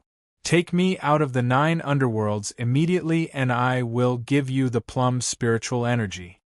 Then, her beautiful face blushed and she stammered, "I can give you the plum spiritual energy, but you can't take my virginity. This is my last request." Looking at the shy beauty, Su Fong's yang qi exploded in his body again. His heart was beating fast. It couldn't be helped. Gods also had 7 emotions and 6 desires. Moreover, he cultivated the pure yang body. Su Fong suppressed the restless desire in his heart and nodded. "I can promise. I can also promise that the Duanmu Divine Clan, the Imperial People, and your mother will not make things difficult for you in the future." Mei Shuero was skeptical, but she had no other choice now. She could only choose to believe Su Fong. She asked, "When do you plan to take me out of the 9 underworlds?" "When we go to the yin-yang heavenly wheel and help one of my loved ones reincarnate, I will take you out of the 9 underworlds." Mei Shuero's face turned pale. You want to go to the yin-yang heavenly wheel? Don't worry. With me around, Dishu won't dare to touch you. The Duanmu Divine Clan won't do anything to you unless they don't want Duanmu Renjie to be reincarnated, Su Fong said domineeringly. He paused for a while and explained, I know the master who controls the yin-yang heavenly wheel. The Duanmu divine clan won't dare to offend me. Mei Shuoro stared at Su Fong dumbfounded. Originally, she still had a little bit of confidence in Su Fong. Now that she heard Su Fong's words, her confidence instantly collapsed. This boast was too big. Su Fong casually smiled. Of course, he knew what Mei Shuoro was thinking, but he did not expose her. In fact, the easiest way was to reveal his identity. Would the Duanmu divine clan and Di Su dare to compete with him? Then, Mei Shuoro would definitely agree without hesitation. She might even take the initiative to throw herself into his arms. But that was the problem. With Su Fong's current status, his every move would be magnified. Once the news got out that Su Fong was fighting with the imperial people and the Duanmu divine clan for a woman, he wouldn't be able to clear his name even if he jumped into the Netherworld River. Su Fong didn't care about how others looked at him or talked about him. It would be troublesome if Xuanxin heard about it. Xuanxin had suffered a lot because of him. He didn't want Xuanxin to bear any grudges. Mei Shuoro worshipped Su Fong blindly. Once his identity was exposed and she stuck to him, it would be more troublesome. Su Fong admired this woman. Which man didn't like beautiful women? But appreciation was appreciation. Su Fong did not want to have any emotional entanglement. He still felt guilty about Xiao Mei. He also didn't know what happened between him and Goddess Luo. How could Su Fong be tempted by other women? After resting for a while, the team continued their journey to the yin-yang heavenly wheel. The journey was quite smooth. Even the extremely dangerous soul-sinking beach was passed through safely as the Duanmu divine clan and the Plum clan were prepared. Di Su was still following the Duanmu divine clan and the Plum clan's team. No one knew what method he used to suppress the stench of the heaven-filth thunder fruit. Although the stench was still unbearable, it was no longer as smelly as before. But this time, he didn't get close to Mei Shuoro. He didn't want to leave either. Obviously, he didn't want to give up, but he was afraid of Su Fong. He didn't dare to use his identity to force Mei Shuoro. They arrived at an area with broken space-time. The surging Netherworld River was frozen. There were floating ice cubes everywhere. They emitted cold and death aura. They distorted the senses and suppressed the primordial spirit. Su Fong was familiar with this place. It was the broken world of Huan Ming Di Venerable. Huan Ming Di Venerable was one of the 9 great underworld venerables. He was best at creating illusions. After his death, the world in his body was broken and turned into this dangerous place. It was easy to imagine how dangerous it was to trap a venerable emperor. Su Fong had been trapped here before. If he hadn't been lucky enough to have the broken illusory south-pointing chariot, he would have been trapped here. Later, he used this place to trap the 3 venerable emperors of the Tao Defiant. The experts of the Duanmu divine clan and the Mei clan, as well as the recruited experts, were cautious.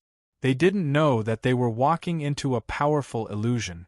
Su Fong noticed that Di Su and the expert from the Monarch clan were clearly aware of the danger here. Their eyes were filled with cold smiles, as if they were waiting to watch a good show. Dixuan might have been here before. It's not surprising that the imperial people know about this dangerous place. Dishu must have made thorough preparations in advance.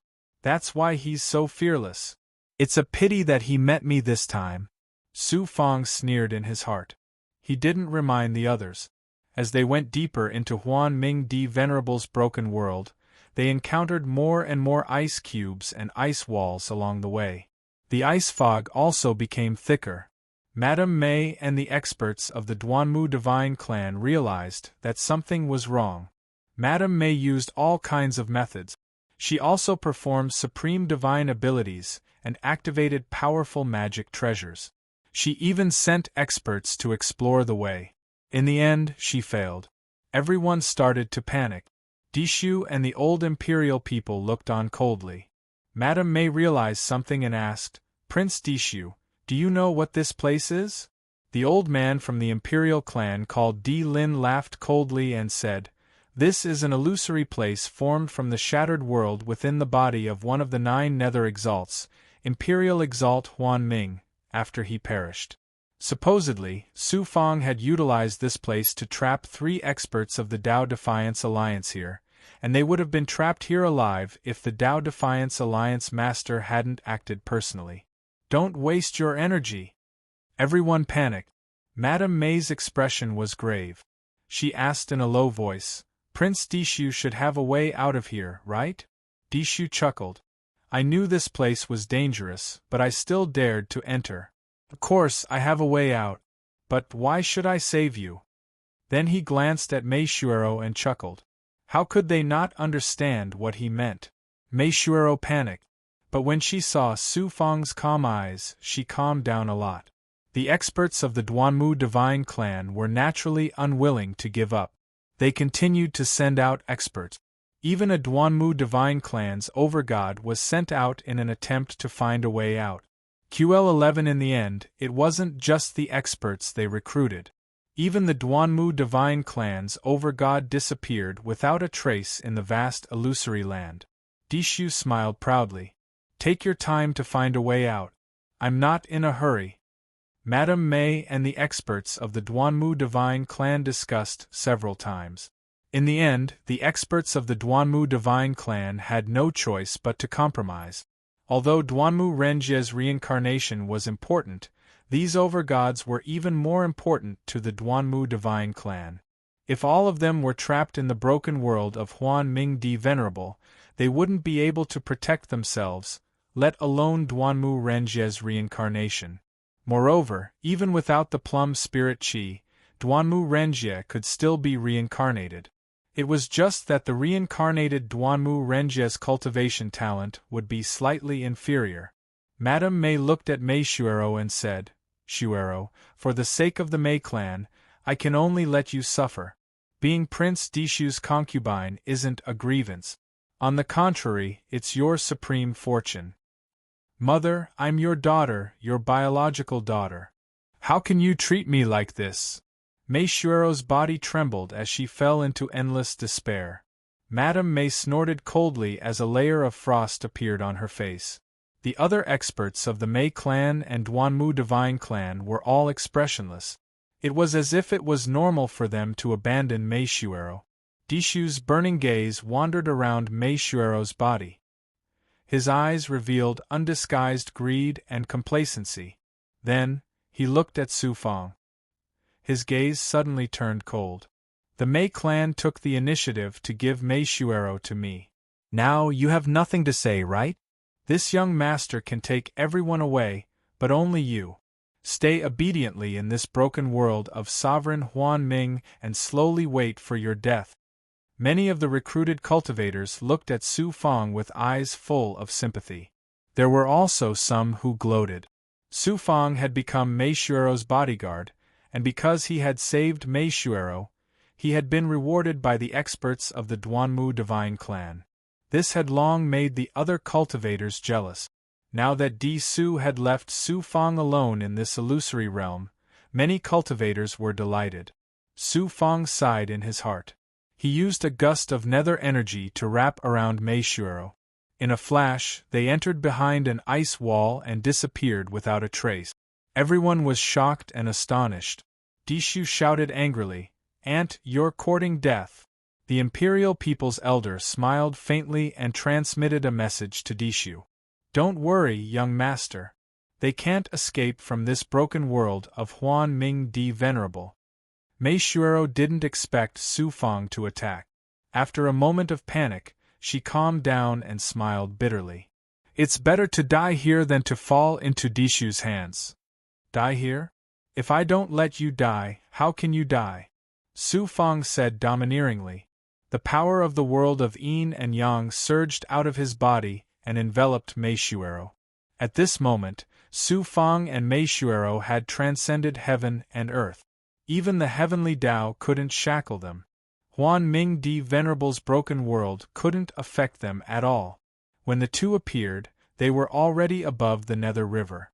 Mei Shuero's eyes were filled with shock.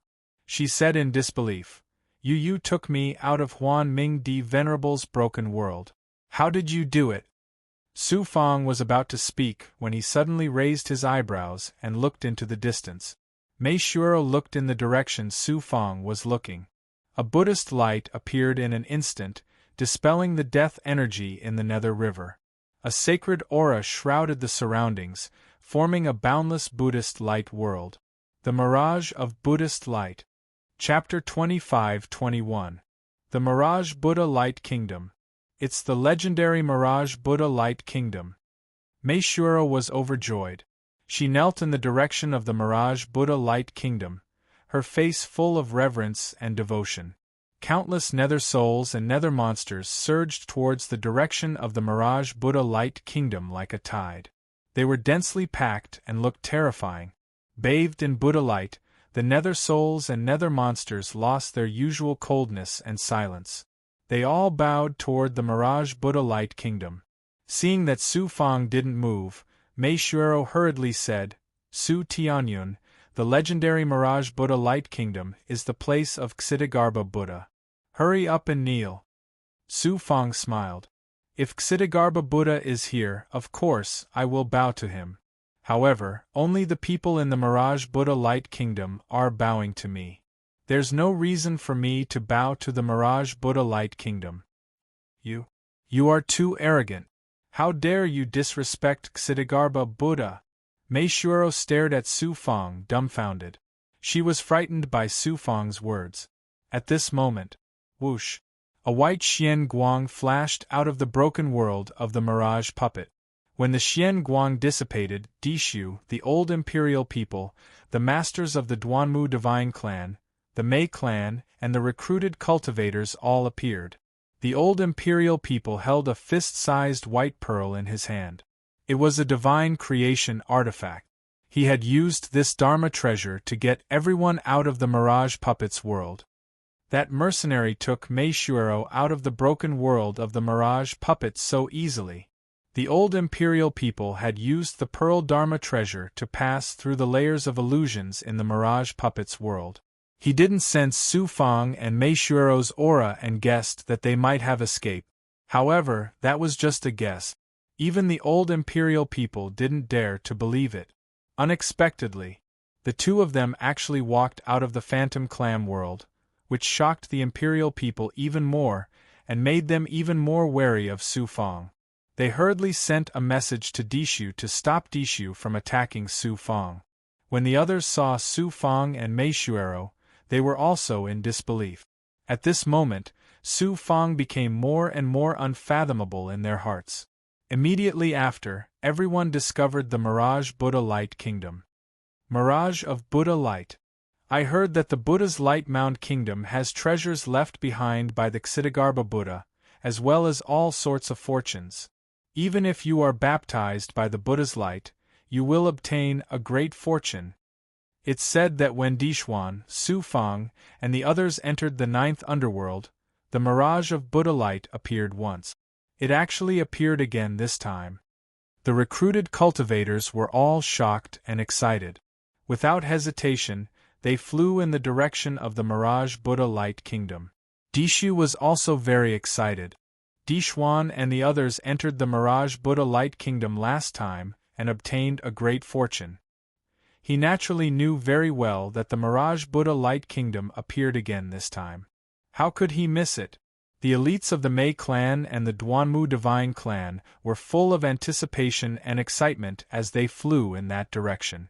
Even the old imperial people didn't want to fall behind. Su Fang was the only one who didn't move. Mei Shuero's maid urged Mei Shuero, Miss, let's quickly enter the Mirage Buddha Light Kingdom.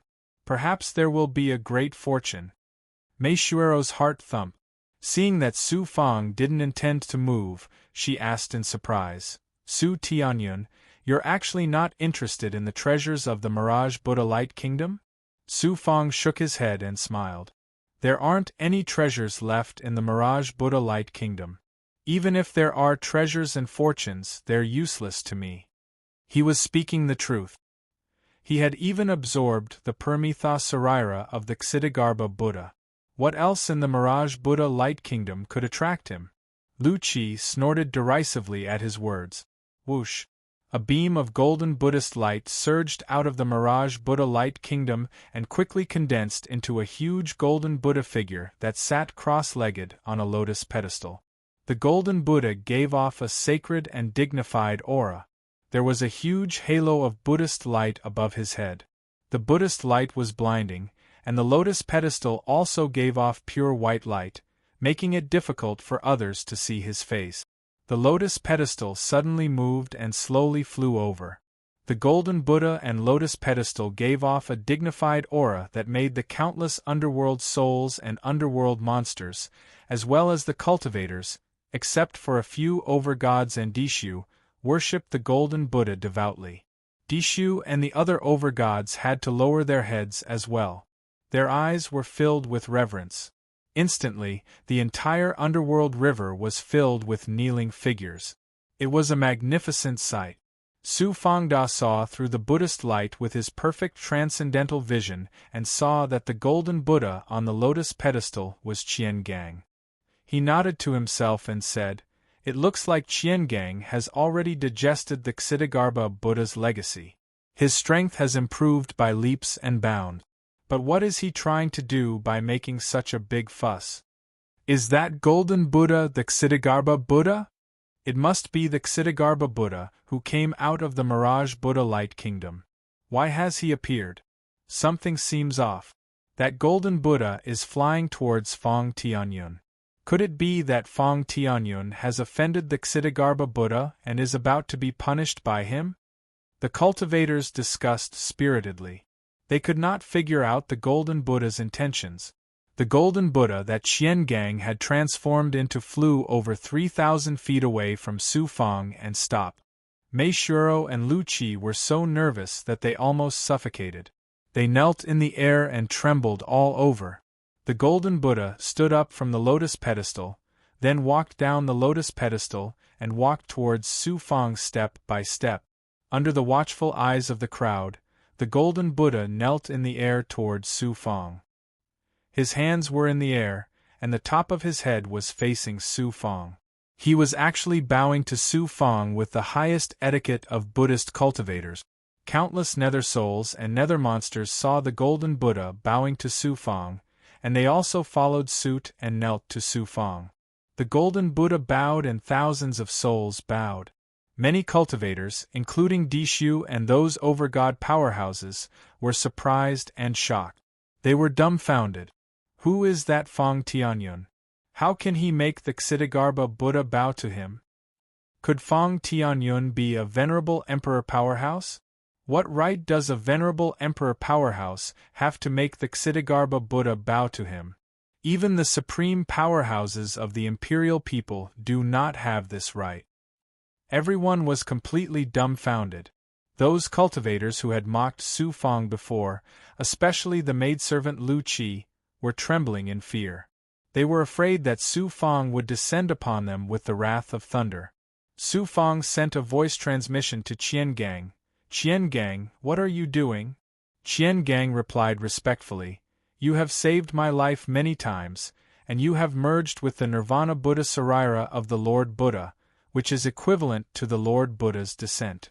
This time, Qian Gang naturally has to come to the 9 underworlds to pay you a visit." Su Fang nodded. "Remember your original vow and the last wish of your master, the Buddha of Fortune. Work hard in your cultivation. In the future, you and I will fight side by side and slay that evil god." "Yes." Qian Gang kowtowed respectfully again, and then returned to the lotus pedestal. The lotus pedestal flashed and entered the interior of the Buddha's light. Then, the Buddha's light quickly disappeared into the nether river. Countless nether souls and nether monsters also retreated like the ebbing tide. Everyone seemed to have woken up from a dream. Their eyes were filled with disbelief as they fell on Su Fang. Who is that Fong Tianyun? How could he make the Ksitigarbha Buddha kneel down? Confusion. Shock. At this moment, Su Fang, who looked like he had gone through the vicissitudes of life, was even taller and more dazzling than the golden Buddha that Qian Gang had transformed into. Su Fang said to Meishuero, "Let's go." Meishuero seemed to be sleepwalking as she followed Su Fang toward the yin-yang heavenly wheel. One of the Duanmu divine clan's elites suddenly shouted, "Wait! Meishuero is the cultivation partner of our Duanmu divine clan's genius. How can she go with you?" Su Fang said indifferently, "You heartlessly abandoned Meishuero in the ultimate fantasy realm. Now you want her to go back. Is the Duanmu divine clan so shameless? How dare you! How dare you!" The Duanmu divine clan's elites roared. However, they did not dare to attack Su Fang as they were afraid of the scene of the golden Buddha kneeling down and thousands of souls kneeling down. Madame Mei said, "Shuero is my daughter. It's not too much to ask her to go back to my side, right?" Meishuero was her money tree. Now that she had left with Su Fang, she would not be able to get any benefit. Therefore, why would she care about Su Fang's true background? In Madame Mei's opinion, Su Fang must be from the Buddhist sect if he could make the golden Buddha kneel down. At this moment, the Buddhist sect was almost extinct in the universe. Naturally, Madame Mei would not be afraid of the Buddhist sect. Su Fang sneered disdainfully. "A snobbish woman like you who would sell your own daughter for benefits. How can you be a mother? I don't care what your background is. How dare you snatch my daughter and humiliate me so wantonly? How can I tolerate you?" Madame Mei flew into a rage out of humiliation. Her face flushed red as a 1,000-foot-tall plum tree appeared behind her. The tree trunk was thick and strong, and the patterns on it were like heavenly scars. The plum blossoms were as red as blood. A cold aura instantly enveloped Su Fang. "Heavenly Path Dharma Idol. Suppress." Madame Mei pointed at Su Fang. The plum blossoms withered, and blood-red petals swept toward Su Fang like a blood-red river of stars. "You're courting death," Su Fang shouted domineeringly.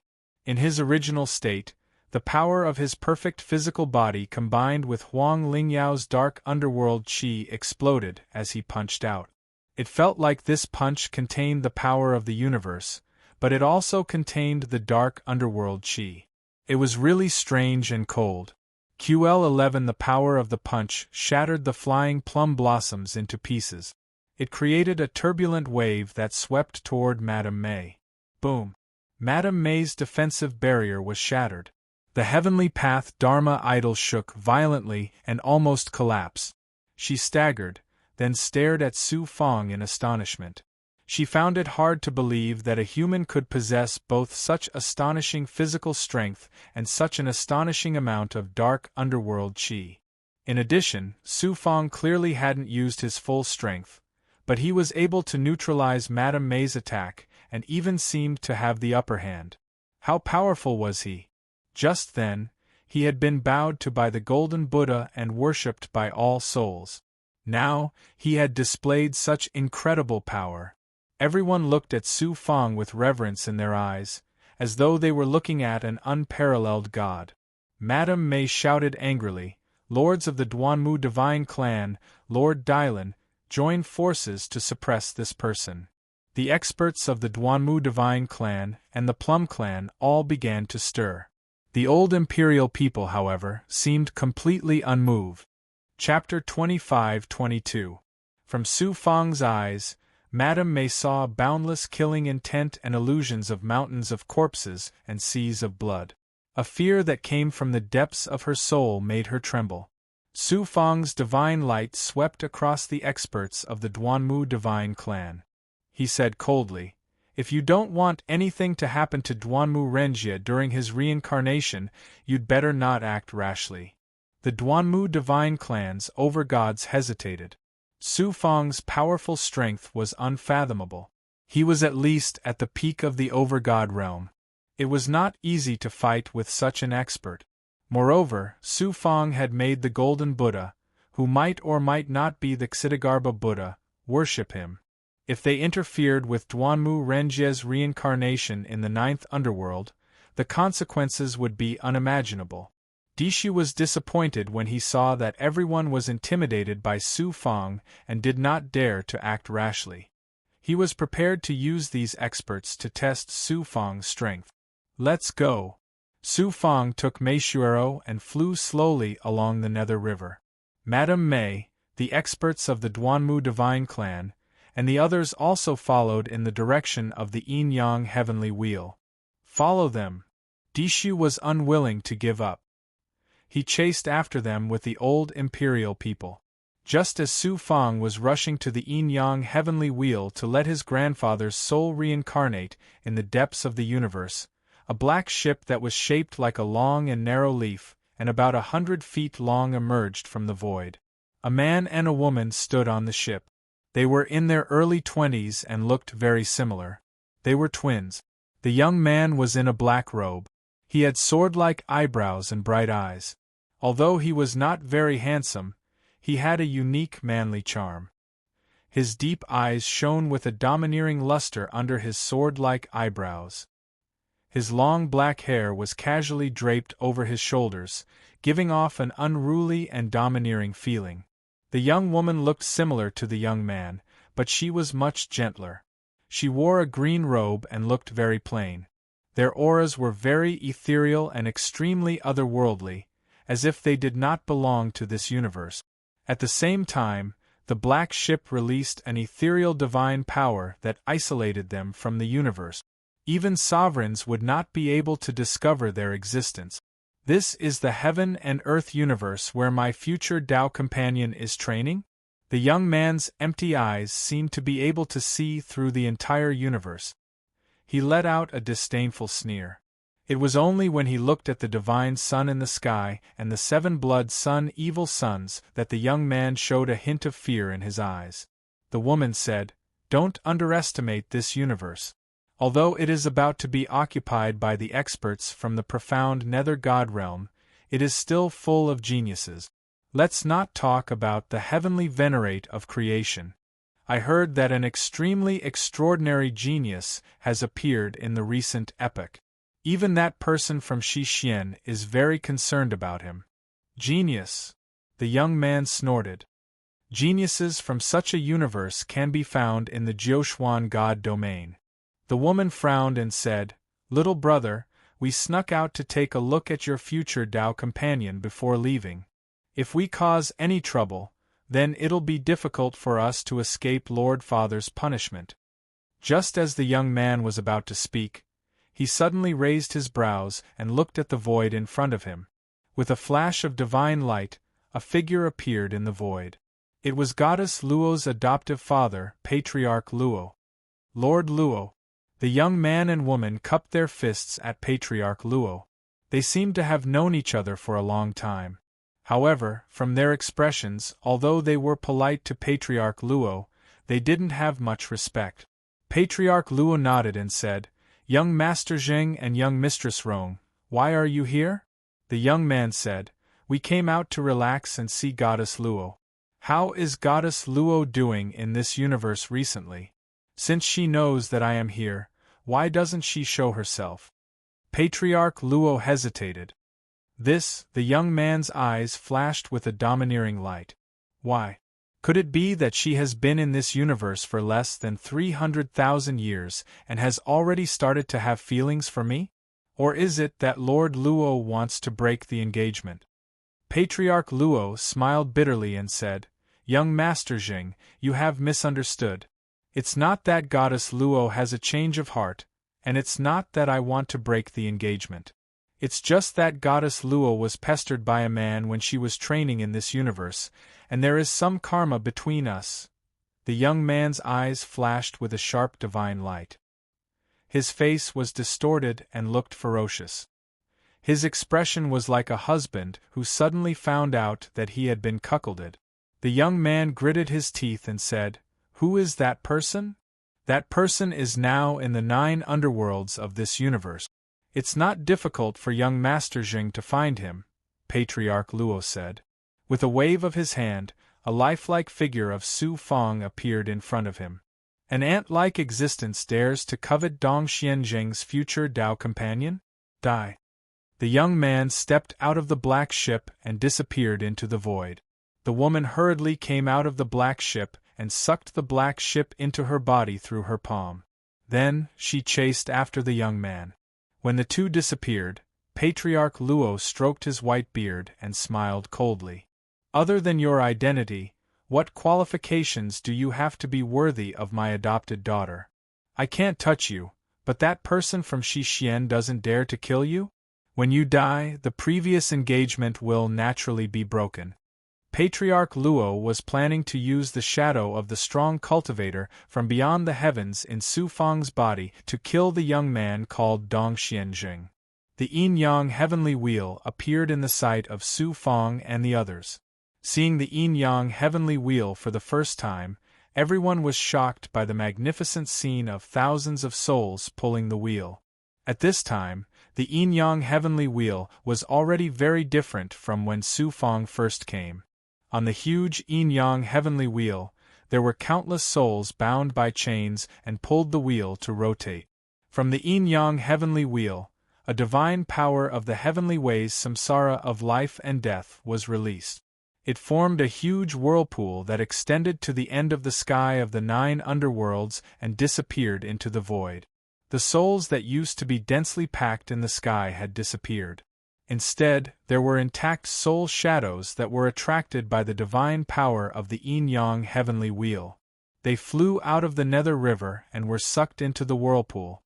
They disappeared into the end of the sky with the whirlpool and entered the samsara of life and death that could not be seen with the naked eye. Su Fang smiled. I wonder how that underworld judge Goli is doing now. It seems that he did a good job as the owner of the heavenly wheel. He restored the heavenly ways samsara of life and death a little. An elder of the Duanmu divine clan flew to the periphery of the yin-yang heavenly wheel's divine power. He took out a bottle that was carved out of black wood. He planned to use the souls he collected to test it first. After he felt that it was safe, he would let Duanmu Renjie's soul reincarnate. The elder pulled out the cork of the bottle. An unknown soul shadow floated out of the bottle. It was attracted by the divine power of the yin-yang heavenly wheel and was about to enter the whirlpool. Suddenly a thunderous roar came from the yin-yang heavenly wheel. How dare you?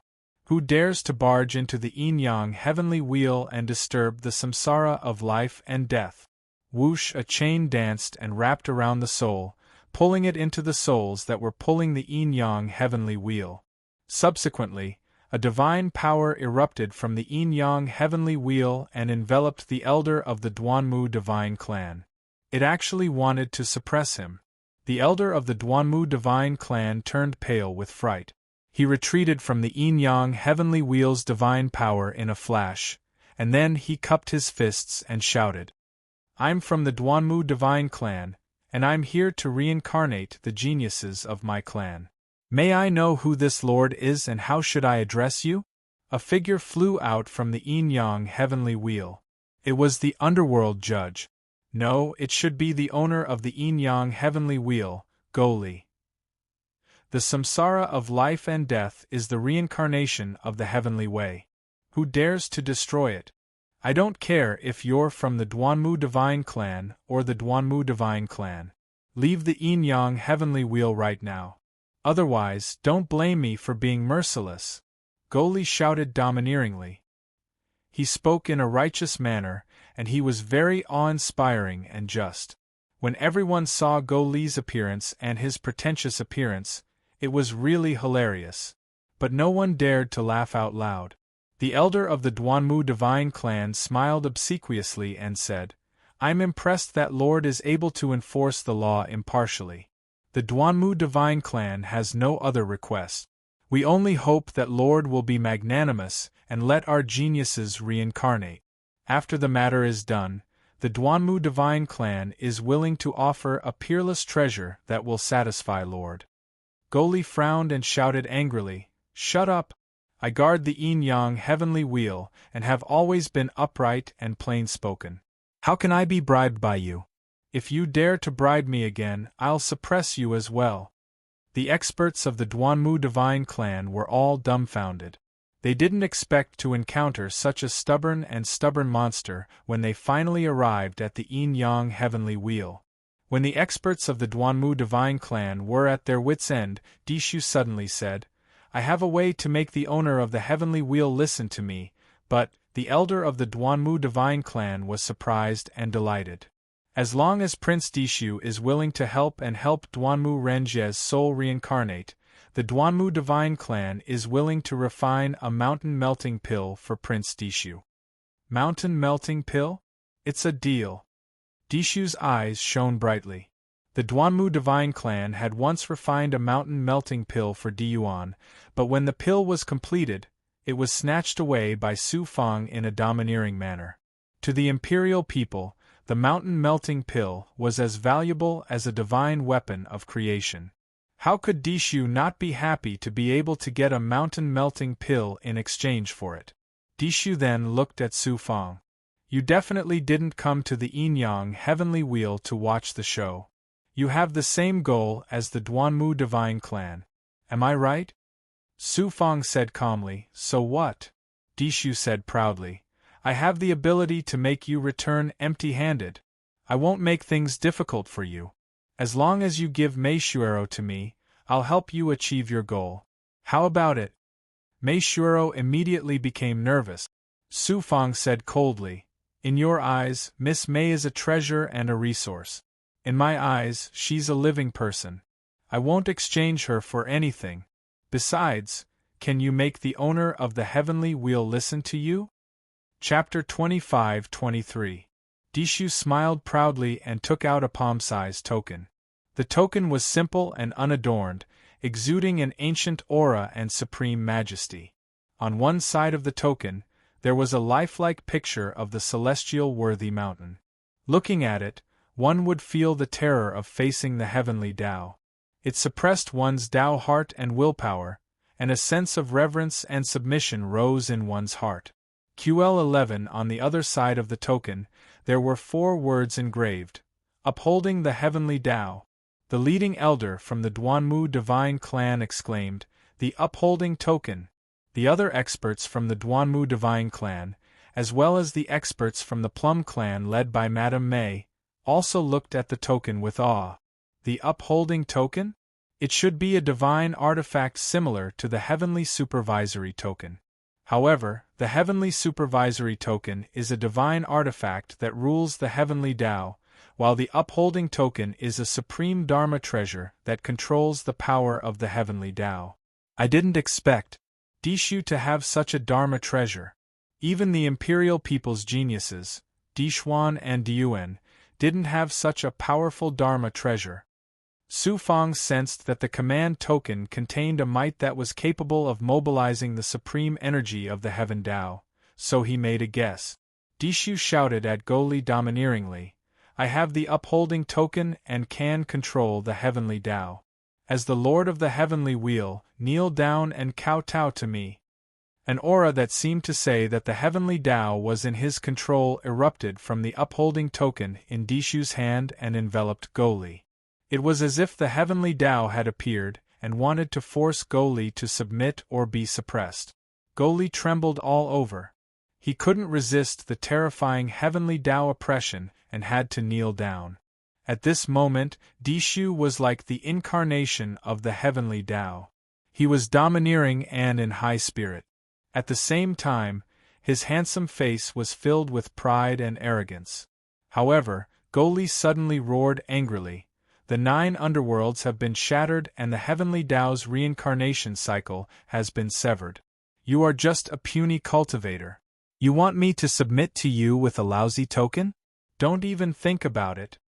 As soon as he finished speaking, the yin-yang heavenly wheel spun on both sides and released a terrifying power of yin-yang reincarnation cycle. It actually broke the upholding token's shackles and sent Dishu. "The Lord of the Heavenly Wheel! The Lord of the Heavenly Wheel, are you trying to defy the Heavenly Tao? Go Heavenly Tao's the Heavenly Tao's Heavenly Tao of Heavenly Tao's reincarnation cycle. A Heavenly Tao is the Heavenly King cycle. Of the Heavenly Wheel, Heavenly. It is the Lord of it, Dididified worthy. Dididiofit worthy of the heavenly divine of the God. Go worthy of the heavenly Heaves Lord. Didididius. When the laughter reached Su's ears, it was so ear-piercing that his face instantly turned ashen. The experts of the Duanmu divine clan secretly communicated with each other. They looked at Go Li with murderous intent in their eyes. Go Li sneered, "Don't look down on this lord's strength. In this yin-yang heavenly wheel, this lord is the supreme heavenly Tao.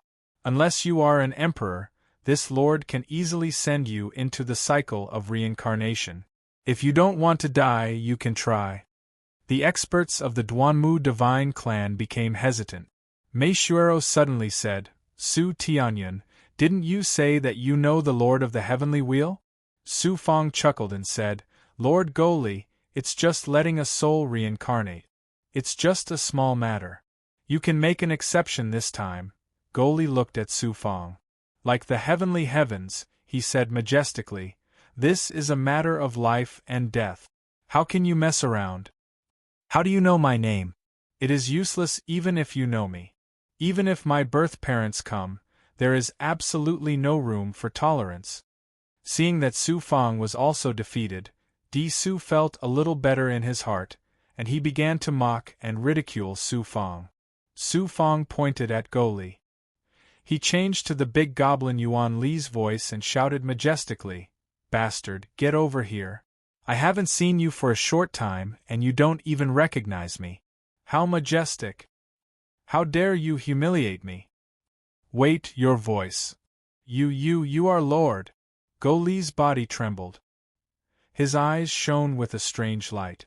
In an instant, Go Li seemed to change into another person. From the majestic lord of the yin-yang heavenly wheel, he suddenly became a dog wagging its tail and flew toward Su Fong. "Lord, it's really you. I didn't expect you to be able to return to the yin-yang heavenly wheel. I missed you so much." Then he knelt down in the air to Su Fong. Then he hugged Su Fong's legs with snot and tears. Everyone was dumbfounded. Their eyes were filled with shock, and their faces were filled with disbelief. Mei Shuero stared at Su Fong. A strange color flashed in her beautiful eyes. "I thought he was talking big. I didn't expect that not only did he not talk big, but he also talked small. It seems that there is hope for me to get rid of the fate of being controlled by others."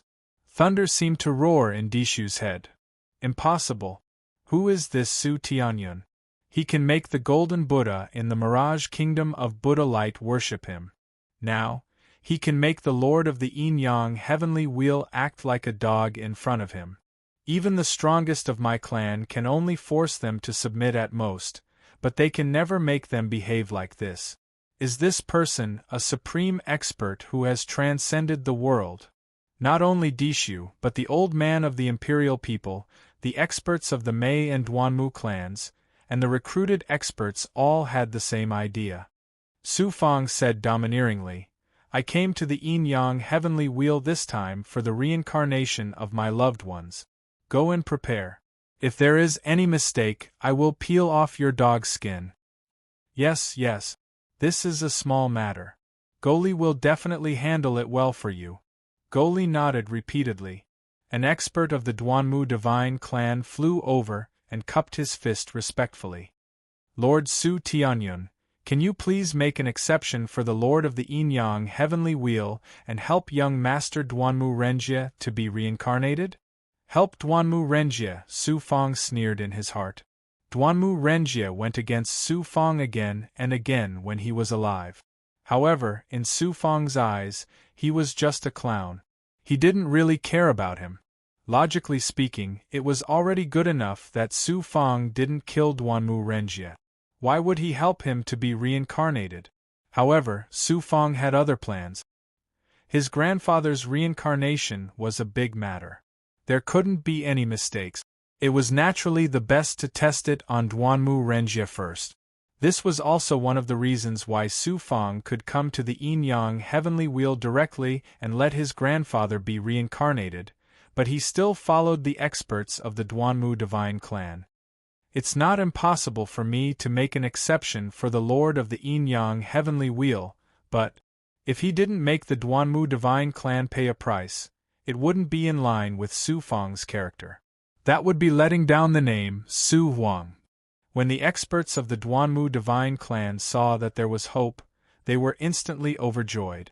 In the end, they paid the high price of 10 million creation sacred elixir pills to satisfy Su Fang. He then asked Goli to reincarnate Duanmu Renjie first. Goli activated the Yin-Yang Heavenly Wheel.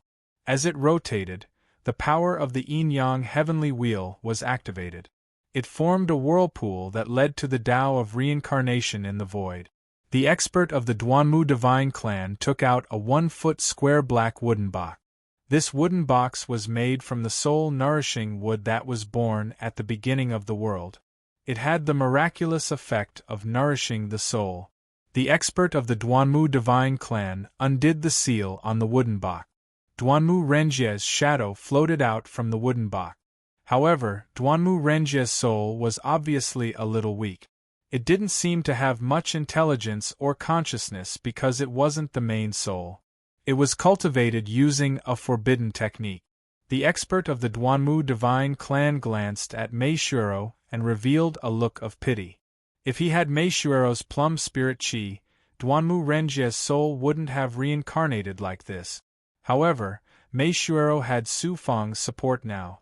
How would the Duanmu Divine Clan dare to have any ideas about her? Under the guidance of the Yin-Yang Heavenly Wheel, Duanmu Renjie's soul slowly flew towards the reincarnation whirlpool. It quickly disappeared at the end of the sky of the 9 underworlds and entered the Tao of reincarnation.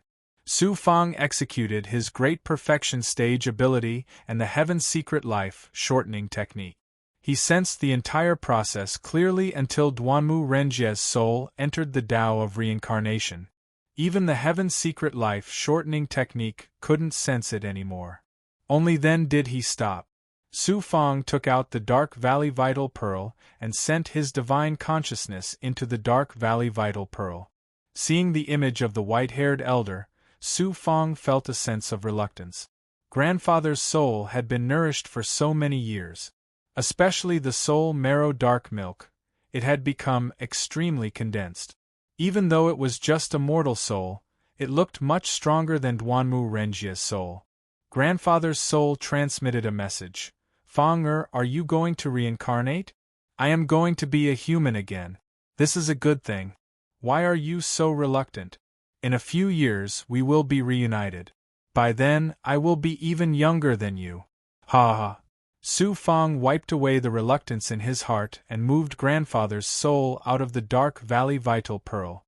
He then took out a ball of Buddha light from his palm. Within the Buddha light, there was a drop of crystal-clear dew. It was the crimson spirit dew that Su Fang had obtained in the Mirage Kingdom of Buddha light.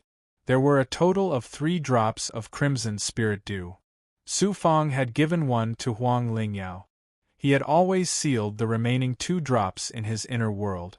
Su Fang activated his divine prowess and sent the crimson spirit dew into grandfather's soul. The Buddha light immediately enveloped grandfather's soul. When grandfather's soul entered the Buddha light, it was like a sponge absorbing water.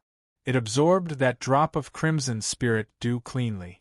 Grandfather's soul had obviously become more condensed and was faintly emitting a divine Buddha nature.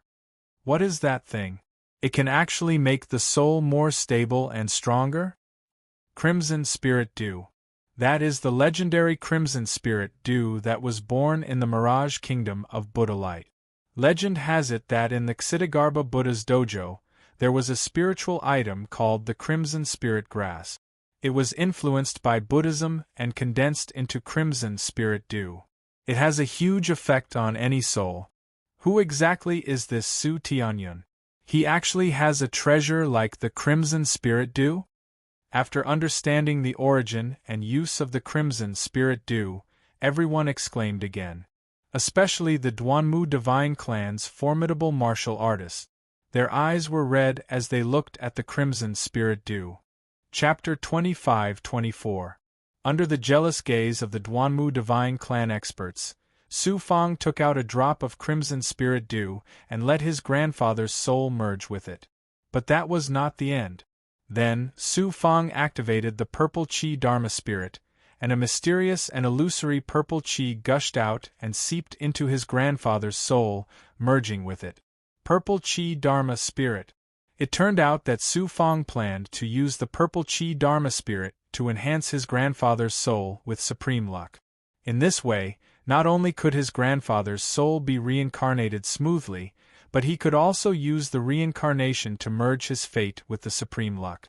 After reincarnation, he would always be accompanied by luck. Sensing the invisible power of luck, the imperial people elder and Dishu could finally determine Su Fang's true identity. While they were shocked, their hearts were also filled with fear. They were afraid that Su Fang would take revenge on them for their previous provocation. In fact, Su Fang focused all his energy on his grandfather. Even if the world fell apart, he would not care about it. Why would he care about Dishu? Grandfather, take care. Su Fang knelt down and kowtowed to his grandfather's soul, his heart full of reluctance. After reincarnation, his grandfather's life would come to an end. Although the Crimson Spirit Dew could allow his grandfather to gradually recover his memories and thoughts after reincarnation, he would no longer be the grandfather he used to be. His grandfather's soul nodded to Su Fang. Under the Buddha's light, it was attracted by the power of the yin-yang heavenly wheel. It entered the whirlpool of life and death and gradually disappeared. Buzz, buzz, buzz. The Tao of Destiny from the life-shrinking technique and the true script from the heavenly mystery decipher flashed rapidly at the same time, warning Su Fang of great danger. Su Fang's expression suddenly changed. "Oh no, grandfather's soul!" Just as he was about to flash out, a hand suddenly reached out from the whirlpool of life and death and grabbed at Su Fang's grandfather's soul, who was about to enter reincarnation. Su Fang's grandfather's soul was out of control. Even the power of the heavenly way of life and death could not stop that hand from grabbing his soul. Then, a man and a woman walked out of the void. The one who grabbed his grandfather's soul was the unruly and domineering young man.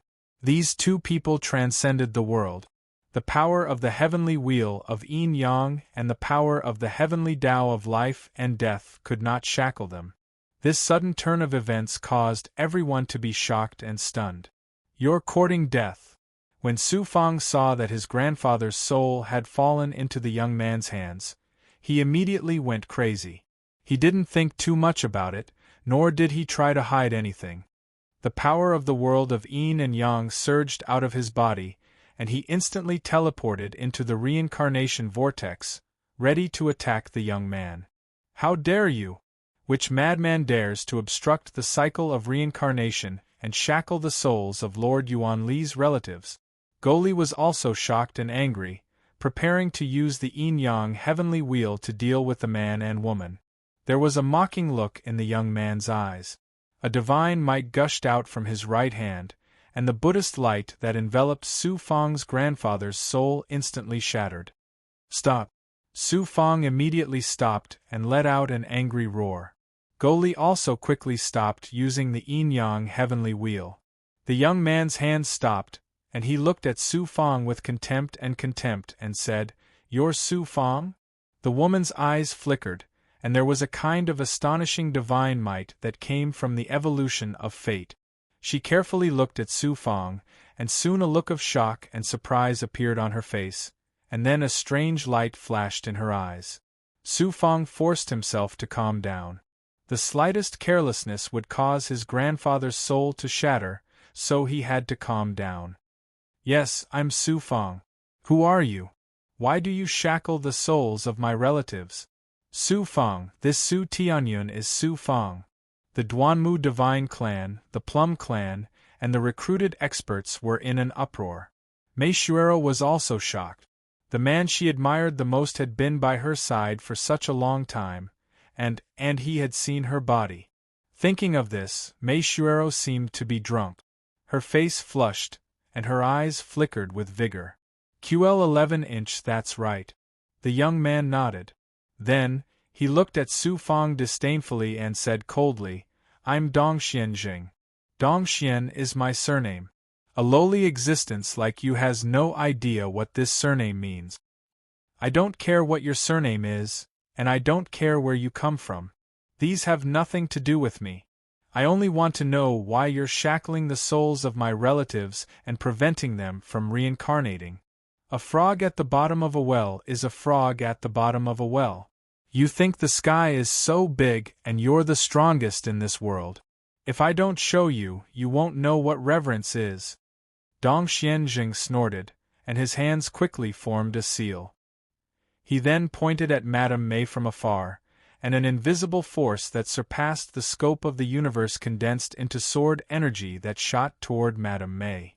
Madame Mei felt the arrival of a fatal danger, and she was so frightened that she turned pale.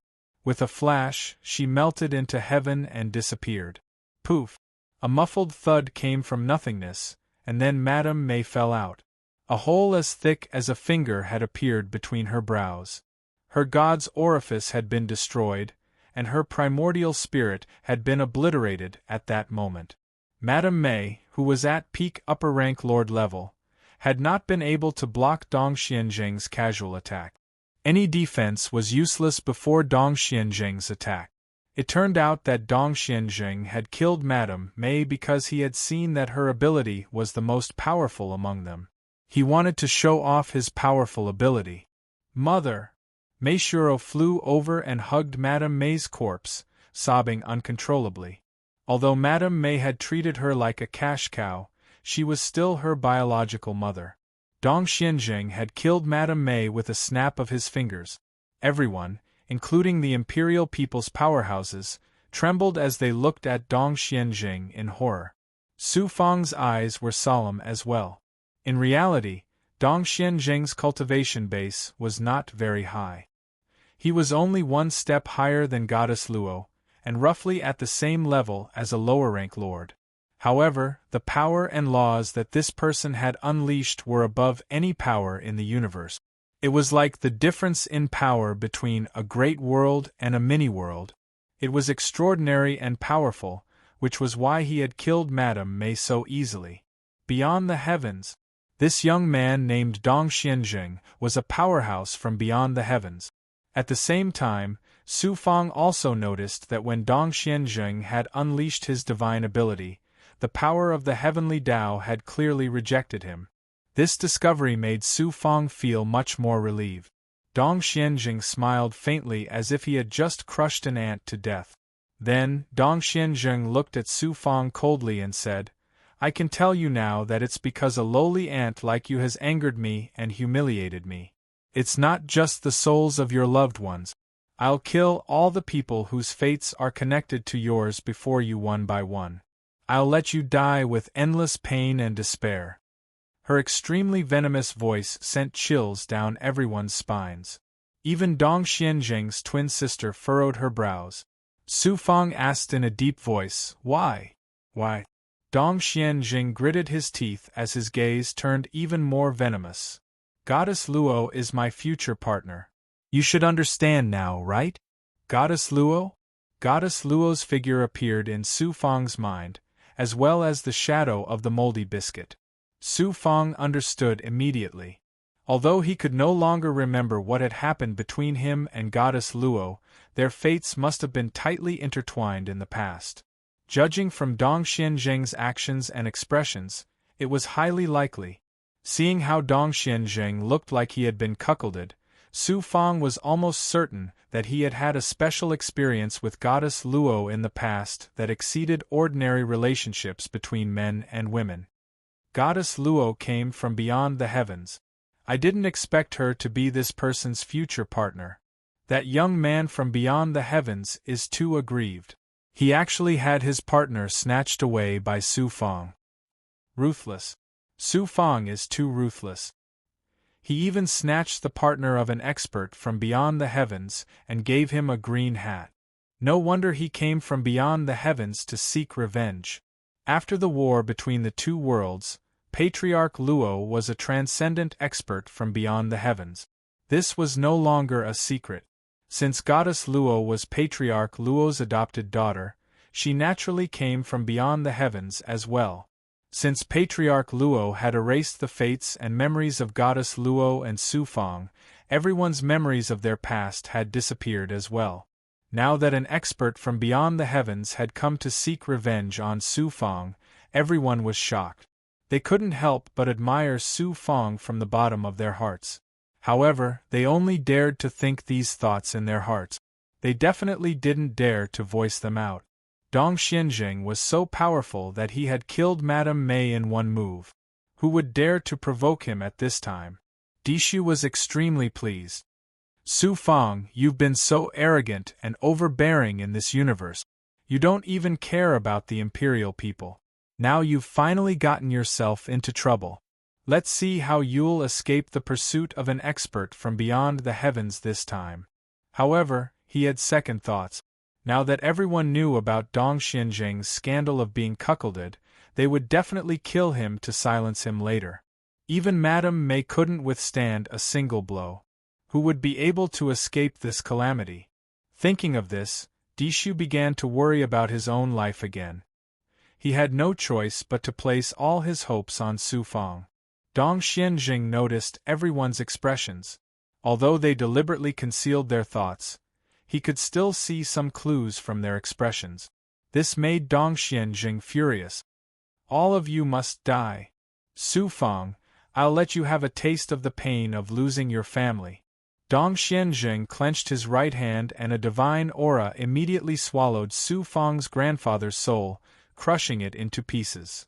Grandfather! Su Fang felt as if his heart had been stabbed by a knife. Instantly, he felt a sharp pain and his entire body was drowned in pain and coldness. Dong Xianjing, you deserve to die. Su Fang was like a ferocious beast that had gone berserk. He formed a seal with both hands and charged towards Dong Xianjing. Heaven's secret life shrinking technique. Heaven's divination solution. Great Tao of Time Abhijna. Su Fang fused 3 great Abhijnas and created his own Abhijna Heaven's Will Abhijna technique. Chapter 25-25.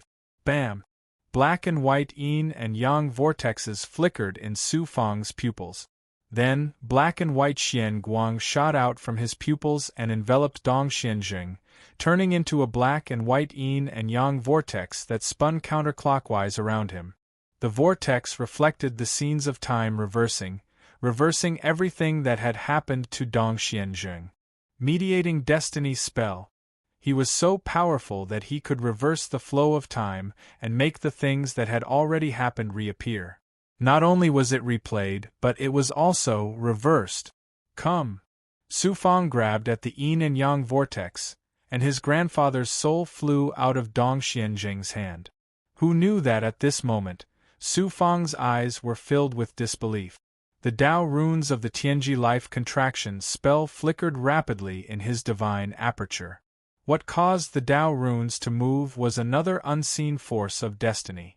Then, it was as if an invisible hand pressed down on Su Fang's divine body and his surroundings. Su Fang opened his mouth and spat out a mouthful of blood. His grandfather's soul, which he had just obtained, flew out and was caught by Dong Xianjing's sister. Tianji life contraction spell. Dong Xianjing's sister had performed the Tianji life contraction spell, a domineering power that robbed others of their fates. Not only was it similar, it was exactly the same. It was even more domineering and powerful than when Su Fang performed it himself. A woman from beyond the heavens was actually able to use the heaven's secret life shrinking art. This was truly unbelievable, too unbelievable. Stop. How do you know how to perform the Tianji life contraction spell and the unraveling mystery solution? Dong Xianjing's sister looked at Su Fang in shock and shouted to stop Su Fang from continuing. Hand over my family's soul, or you won't be able to escape death today. Su Fang was like a ferocious beast that had been completely enraged. His eyes were burning with fury. Performing the mediating destiny spell had already cost him a lot of his life. Then, Dong Xianzheng's sister performed the Tianji life contraction spell and forcefully robbed what belonged to his fate, making things worse for him. At this time, he had regained his original appearance, but his aura had become dispirited and listless. His silver hair fluttered in the wind, and he looked like he had aged more than 20 years. However, his entire body was burning with anger. He burned and melted the reincarnation vortex formed by the power of the yin-yang heavenly wheel layer by layer. It felt like he was a god of death. "Little ant, how dare you be so arrogant?" Dong Xianzheng had broken free from the power of destiny mediating spell. Although he was not injured, he was quite frightened. If Su Fang hadn't gone to snatch the soul just now, but had directly attacked him, he would have been in a state of time reversal, and had no power to fight back at all. Even if he didn't die, he would have been seriously injured. Enraged, Dong Xianzheng took a step forward and threw a punch at Su Fang. QL11. The might of this punch actually caused space to shatter, and the laws to collapse ceaselessly. It gave rise to an imposing storm that could shatter the heavens and the earth. Its might was so terrifying that it could be described as a punch that could shatter the heavens. What a powerful divine body! I have to go all out now. Su Fang's heart skipped a beat. He hadn't thought that even the divine body of an outsider would be so powerful. He didn't dare to be careless. He activated the power of his perfection stage physical body and used the divine fist of destruction to clash with Dong Xianzheng. The number one genius of the myriad heavens and myriad worlds finally clashed with the powerhouse from the outer realms. The fist technique, 1,000-layer waves, collided in the air, causing the reincarnation vortex formed by the power of the yin-yang heavenly wheel to collapse.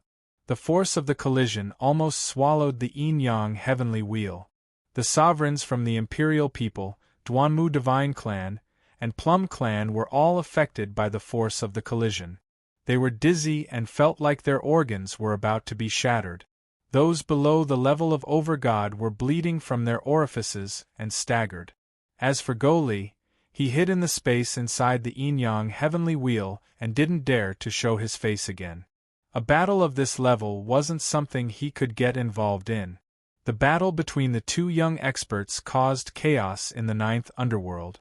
Su Fang is actually so powerful that he can even fight against a powerhouse from outside the sky. He's barely qualified to fight.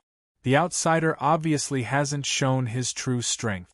The outsider has been cuckolded by Su Fang.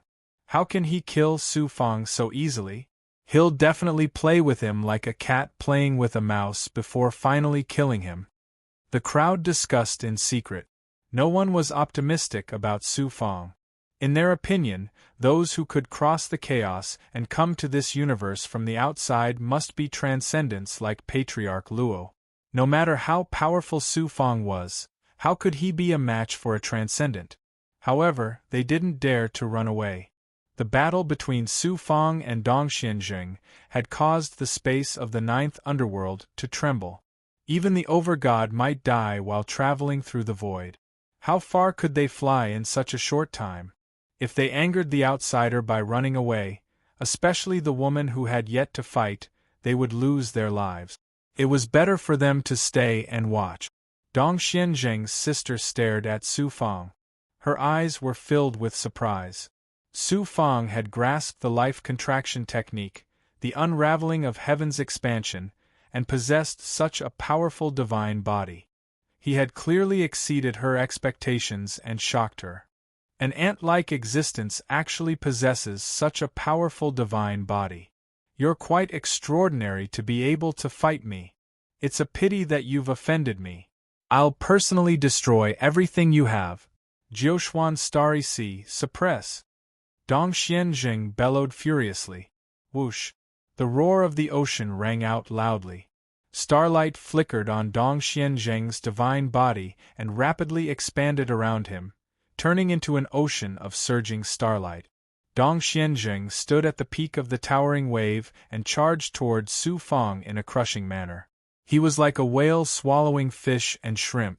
Dong Xianzheng was naturally the whale, while Su Fang was the fish and shrimp that was about to be swallowed.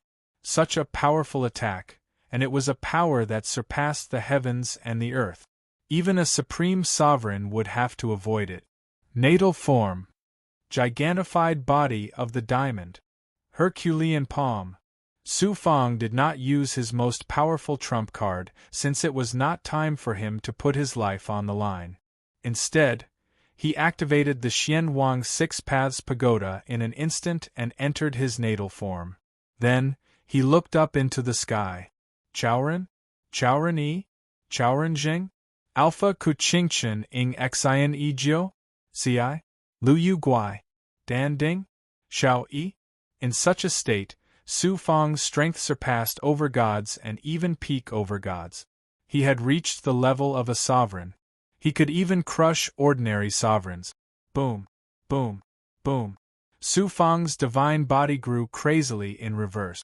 Explosive sounds like spring thunder came from his body. Golden electricity flowed on the surface of his divine body and mysterious heavenly marks appeared on his skin. Clang, clang, clang, clang. Su Fang turned into a giant hundreds of feet tall. His arms shook and he struck out golden palm prints, shattering Dong Xianzheng's aura. The towering wave continued to shatter. Boom. It felt like two universes had collided. The whirlpool formed by the power of the heavenly wheel of yin-yang collapsed in an instant. Cracks appeared on the heavenly wheel of yin-yang as well. More than half of the souls that were pulling the heavenly wheel of yin-yang were immediately reduced to ashes. Bang! Su Fang and Dong Xianzheng separated. The sea of stars around Dong Xianzheng had already collapsed. His aura was no longer there, but he looked unscathed. Su Fang quickly recovered from his gigantified state. With his current cultivation, there was a limit to using the gigantified body of the diamond at full strength. It consumed a lot of yang energy. You're very strong. I didn't expect a young expert like you to appear in this universe that's about to be destroyed. Dong Xianzheng no longer looked at Su Fang with the arrogance and contempt from before. Then, he looked at Su Fang with a murderous gaze. Lowly existence, you have the right to make me use half of my strength. Is that so? Shouldn't I feel extremely honored? Su Fang snorted coldly.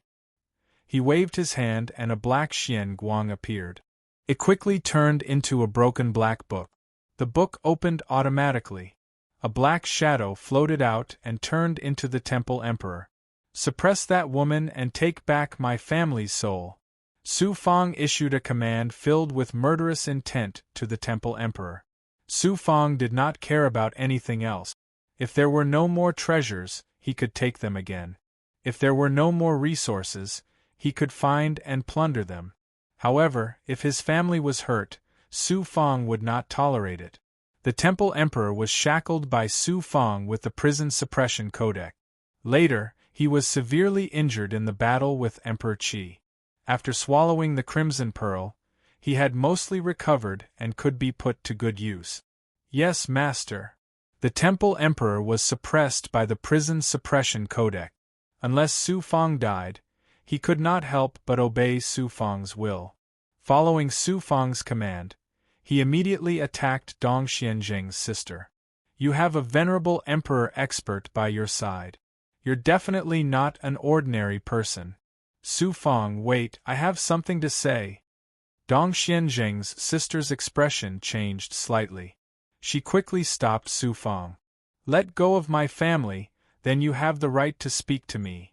Su Fang shouted domineeringly. At this moment, Dong Xianzheng attacked Su Fang again. He shouted at his sister, Sister, with this lowly existence? Lead the way? Be a coward? Let go?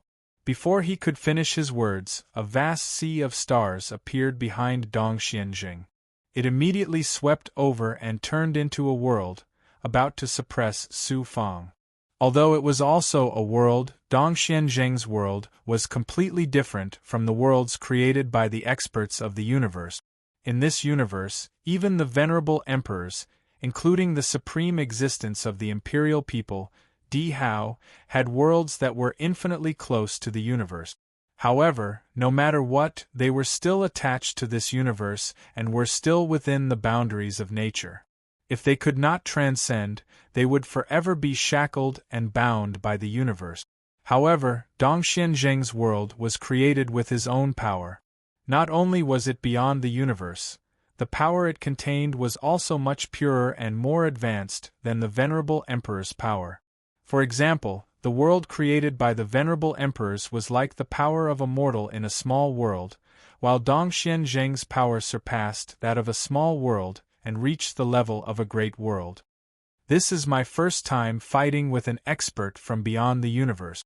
I want to see if your power from beyond the universe or my world of yin and yang is more powerful. What right do you have to be so high and mighty, to be so arrogant in front of me?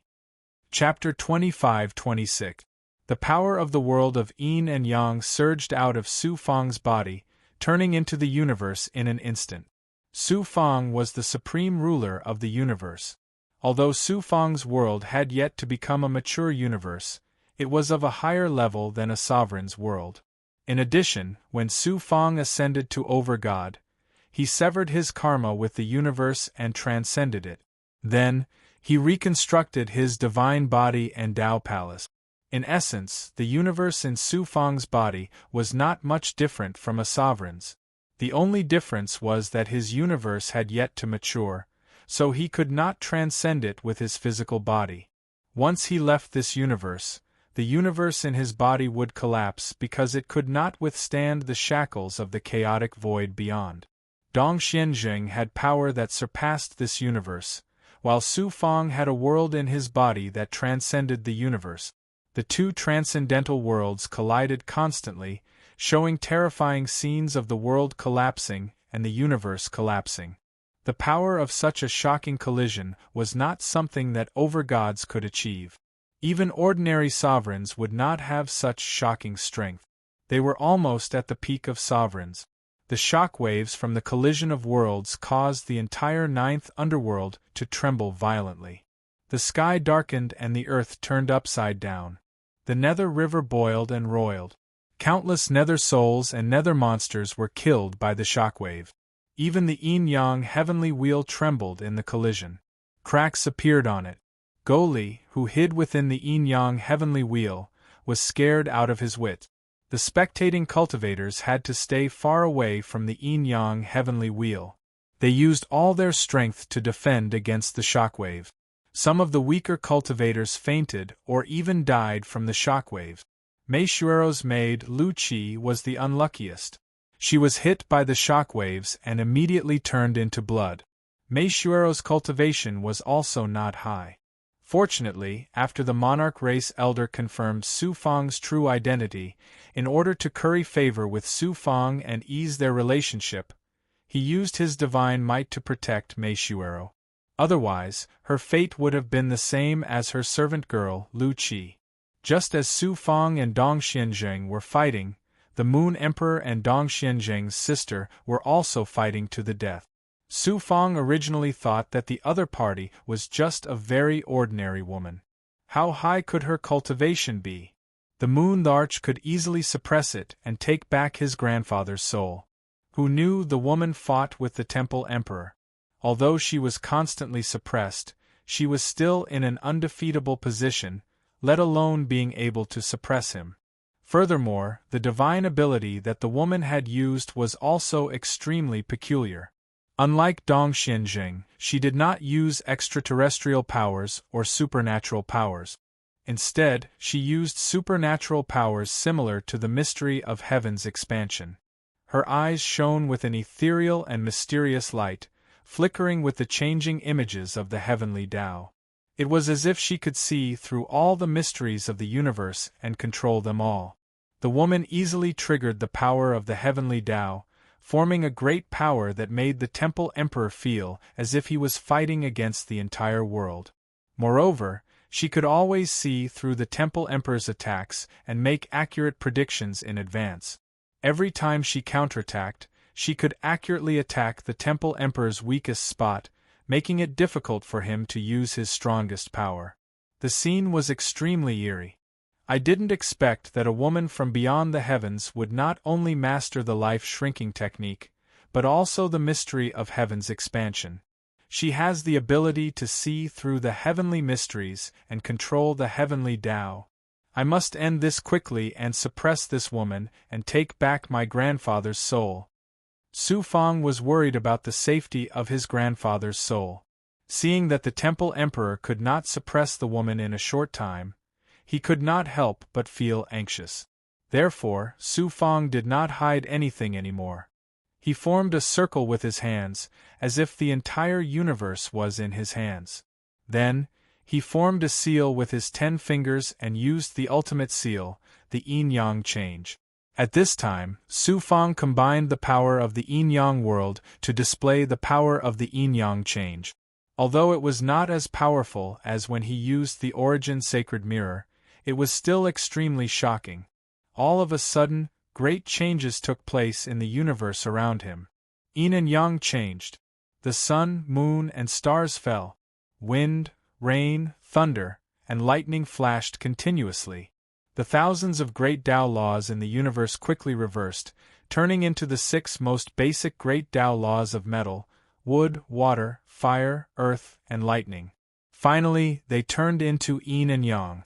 Boom. QL11. After some preparation, the entire universe erupted with the supreme power of the yin-yang world, colliding with Dongxian Zheng's astral world. The astral world collapsed layer by layer, returning to its origin and finally collapsing completely. Dongxian Zheng's body was sent flying.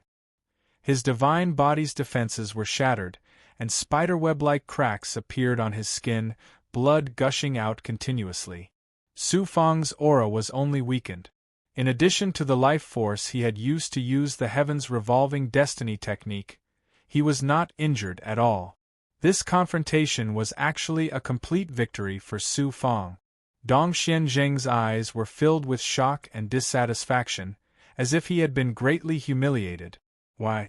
For someone as arrogant as Dongxian Zheng, his ability and identity were extraordinary. In his eyes, it was like an immortal looking down on mortals. Everything in this universe, even the strongest of the imperial people, was like an ant. He did not expect this. This time, he had actually been defeated in the hands of a low-level existence in this universe. What made him feel even more humiliated was that the person who had defeated him was the one who had made him a cuckold. Dongxian Zheng hollered indignantly, "Su Fang, if I wasn't repelled by nature in this universe, how could I allow you to be so arrogant before me?" Su Fang replied domineeringly, "It was you who came to this universe to be arrogant. No one invited you here. Hand over my family's soul obediently and get out of this universe." Dongxian Zheng was enraged. "Humph, Goddess Luo is my future Tao partner. How can I allow you to taint her? If I don't kill you this time, my surname isn't Dongxian. Goddess Luo, you're so arrogant and self-righteous when you're actually a mediocre person. What right do you have to be worthy of Goddess Luo?" Su Fang's words were no different from sprinkling a handful of salt on Dongxian Zheng's bloody wound. Dongxian Zheng went berserk at once. With a flip of his right palm, a mystic treasure appeared in his palm. It was a mystic treasure that looked like an alms bowl. It was dark and covered in mysterious patterns that intertwined to form an image of an ocean. Before Dongxian Zheng could activate the alms bowl mystic treasure, there was already a blue Xian Guang circling around it. Frigid gales were howling and whistling. The alms bowl-like mystic treasure exuded an aura that surpassed that of a destinable artifact. It did not feel like a mystic treasure, but a manifestation of the universe itself. Dongxian Zheng's sister's eyes lit up when she saw him take out the arcane weapon. She exclaimed, "How can you take out the purifying ocean bowl? Stop it now. You can't control this supreme arcane weapon." Dongxian Zheng gritted his teeth and said, "I was humiliated by a lowly existence. Which man can endure such humiliation? Even if I have to pay a price this time, I must suppress this ant." Then, he shouted at Su Fang domineeringly, the purifying ocean mystic bowl, was refined by a supreme master of my clan. He killed a celestial venerable expert of a universe and extracted his water-type essence. This purifying ocean mystic bowl is a water-type universe. Su Fang, you're a frog in a well. To be able to die to this supreme mystic treasure is the fortune of your 9 lifetimes. A mystic treasure is a universe of its own. To think that there's such a powerful mystic treasure beyond the heavens that surpasses a destinable artifact born from heaven and earth. It's not weaker than my origin sacred mirror. Looks like I'm in big trouble this time. Su Fang was extremely shocked. No matter how powerful a destinable artifact was, it was still born from heaven and earth. However, the purifying ocean mystic bowl was refined from the water-type essence of a universe of its own, which was equivalent to a water-type universe. Such a mystic treasure was beyond Su Fang's knowledge. However, Su Fang's personality had always been one to face difficulties head-on. He would never surrender without a fight. Even if he was in a hopeless situation, he would fight his way out of it. Moreover, Dong Xianzheng had a powerful mystic treasure. Did Su Fang not have one? I'd like to see if your purifying ocean mystic bowl or my mirror is more powerful. Su Fang used the mirror's power to communicate with Xu Wanjin. He took out the origin sacred mirror and prepared to use the 4 appearances transformation with Xu Wanjin to activate the mirror together to fight Dong Xianzheng to the death. He actually has such an extraordinary mystic treasure that's comparable to my purifying ocean mystic bowl. Dong Xianzheng looked at the origin sacred mirror and sensed the terrifying power contained within it. His expression turned solemn. Then, he turned the purifying ocean mystic bowl in his hand, the bowl's mouth facing Su Fang. The unique aura of the water Grand Tao surged within the purifying ocean mystic bowl, while strong winds whistled. Dark blue seawater surged and roared, and the sound of furious waves resounded from within the bowl. The purifying ocean mystic bowls might hadn't erupted yet, but the bone-piercing cold aura formed from the pure energy of water that surpassed the heavens and the earth had instantly enveloped Su Fang. Su Fang felt like his soul had been frozen while countless blades tore through his flesh and sliced at his bones. Su Fang utilized the energy of the 9 suns, and the might of pure yang immediately swept through his body and dispelled the cold aura. Divine might surged out from his body, and the shackles in the surroundings melted away along with it. Right when Su Fang was about to activate the origin sacred mirror, a phantom suddenly floated out from within him and stood before him. It was the imprint that the mysterious old man had left behind in Su Fang's divine sense when he was on a mental journey. It had saved Su Fang once during the battle with the Tao Defiance, so Su Fang had never expected that it would actually take the initiative to appear here again. As soon as the phantom appeared, it was like everything in the world had fallen silent, and the might of the purifying ocean mystic bowl vanished in an instant. Dong Xianzheng was unable to activate the purifying ocean mystic bowl that he had been accumulating strength for a long time, and the Temple Emperor and Dong Xianzheng's older sister were unable to execute any abilities. Shi Xian Daozu. How could the Shi Xian Daozu leave behind a soul imprint on a low-level existence of this world? The killing intent on Dong Xianzheng's face vanished in an instant, and it was replaced by shock and reverence. Chapter 25-27. Shi Xian Daozu? Su Fang then understood that the elder silhouette hidden in his body was called Shi Xian Daozu. A powerhouse from beyond the heavens who could be addressed as Daozu must be an incredible character. From the arrogant and domineering Dong Xianzheng's respectful expression, it was not hard to tell that Shi Xian Daozu was probably a prominent figure in a region. At least, he was someone Dong Xianzheng could not afford to offend. However, Su Fang did not quite understand why Shi Xian Daozu would hide a strand of his consciousness in his deific consciousness and follow it to this part of the universe. Su Fang didn't understand what was going on. Shi Xian Daozu's distant gaze fell on Dong Xianzheng. Juniors from Dongxian who don't even have the ability to traverse the chaos have appeared in this part of the universe. You all have snuck out behind old Devil Dongxuan's back, haven't you? Dongxian Jing quickly knelt down, trembling. Yes. This junior is Dongxian Daozu's disciple, Dongxian Jing. That is my elder sister, Dongxian Rong. We didn't know that Su Fang is under your protection. Please forgive us, Daozu. Before Shi Xian Daozu, although it was only a silhouette formed by a strand of his consciousness, not only did Dongxian Jing lose his previous arrogance completely, even the humiliation of being cuckolded was thrown to the back of his mind. Shi Xian Daozu's silhouette stroked his half-foot-long white beard and chuckled. Do you think this ancestor has appeared to save Su Fang? Dongxian Jing was stunned. Isn't that so?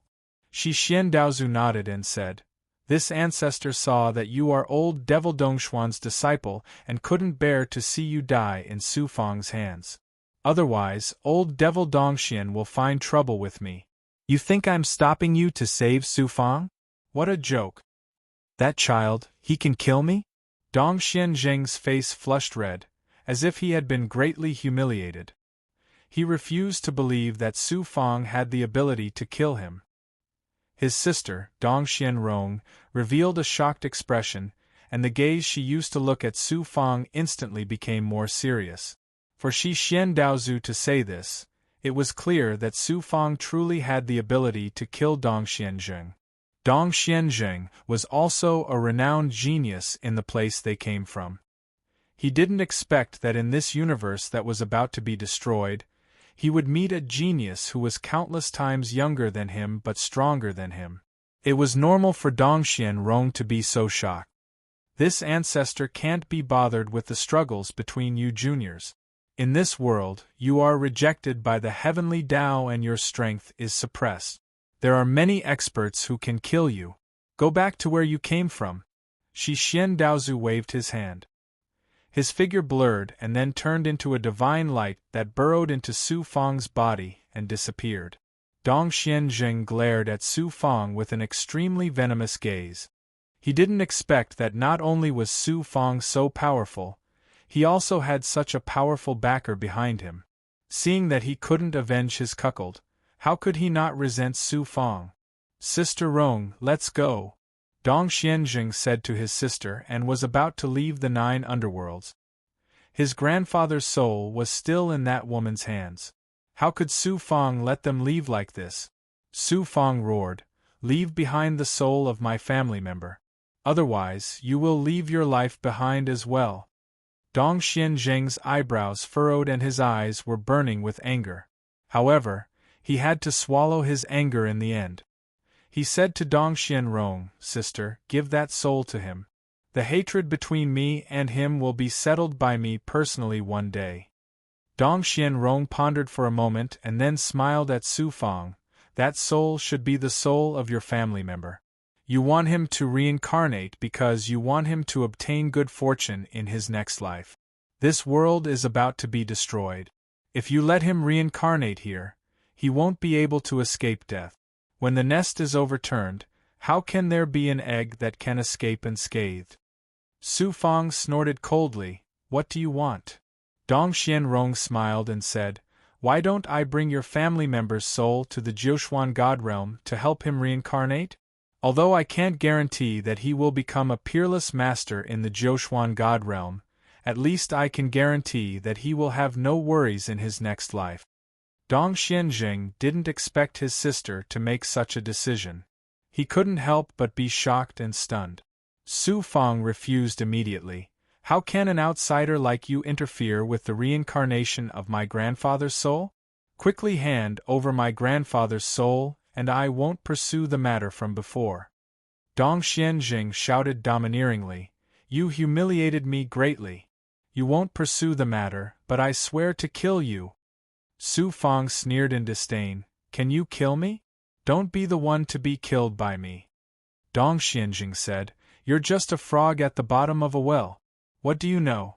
If it weren't for the rejection of heaven in this world, I, Dongxian Jing, would kill you like killing a chicken. Su Fang scoffed. I, Su Fang, was born in this world. To you extraterrestrial masters, I'm indeed a frog at the bottom of a well. However, I'm at least trying my best to break free from all restraints and charge out of this well. He then pointed at Dong Xianjing. As for you, although you were born in the extraterrestrial god realm and the world is vast, your heart is like a well that shackles you in it. You're the real frog at the bottom of the well. You don't even know it and only know how to squawk incessantly. Su Fang, you've humiliated me time and time again. If I don't skin you alive, I, Dong Xianjing, am not human. Dong Xianjing was so angry that his eyes were spitting fire. He was about to kill Su Fang when he was stopped by Dong Xianrong.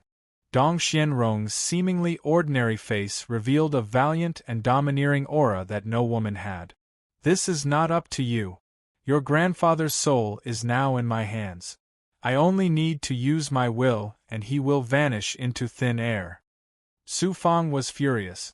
What kind of conspiracy do you have? You can come at me, Su Fang. Using my family as a hostage, such a despicable act, aren't you afraid that it will hurt your Dao heart? Dong Xianrong looked at Su Fang. I'll bring your grandfather's soul to the Jiuxuan god realm.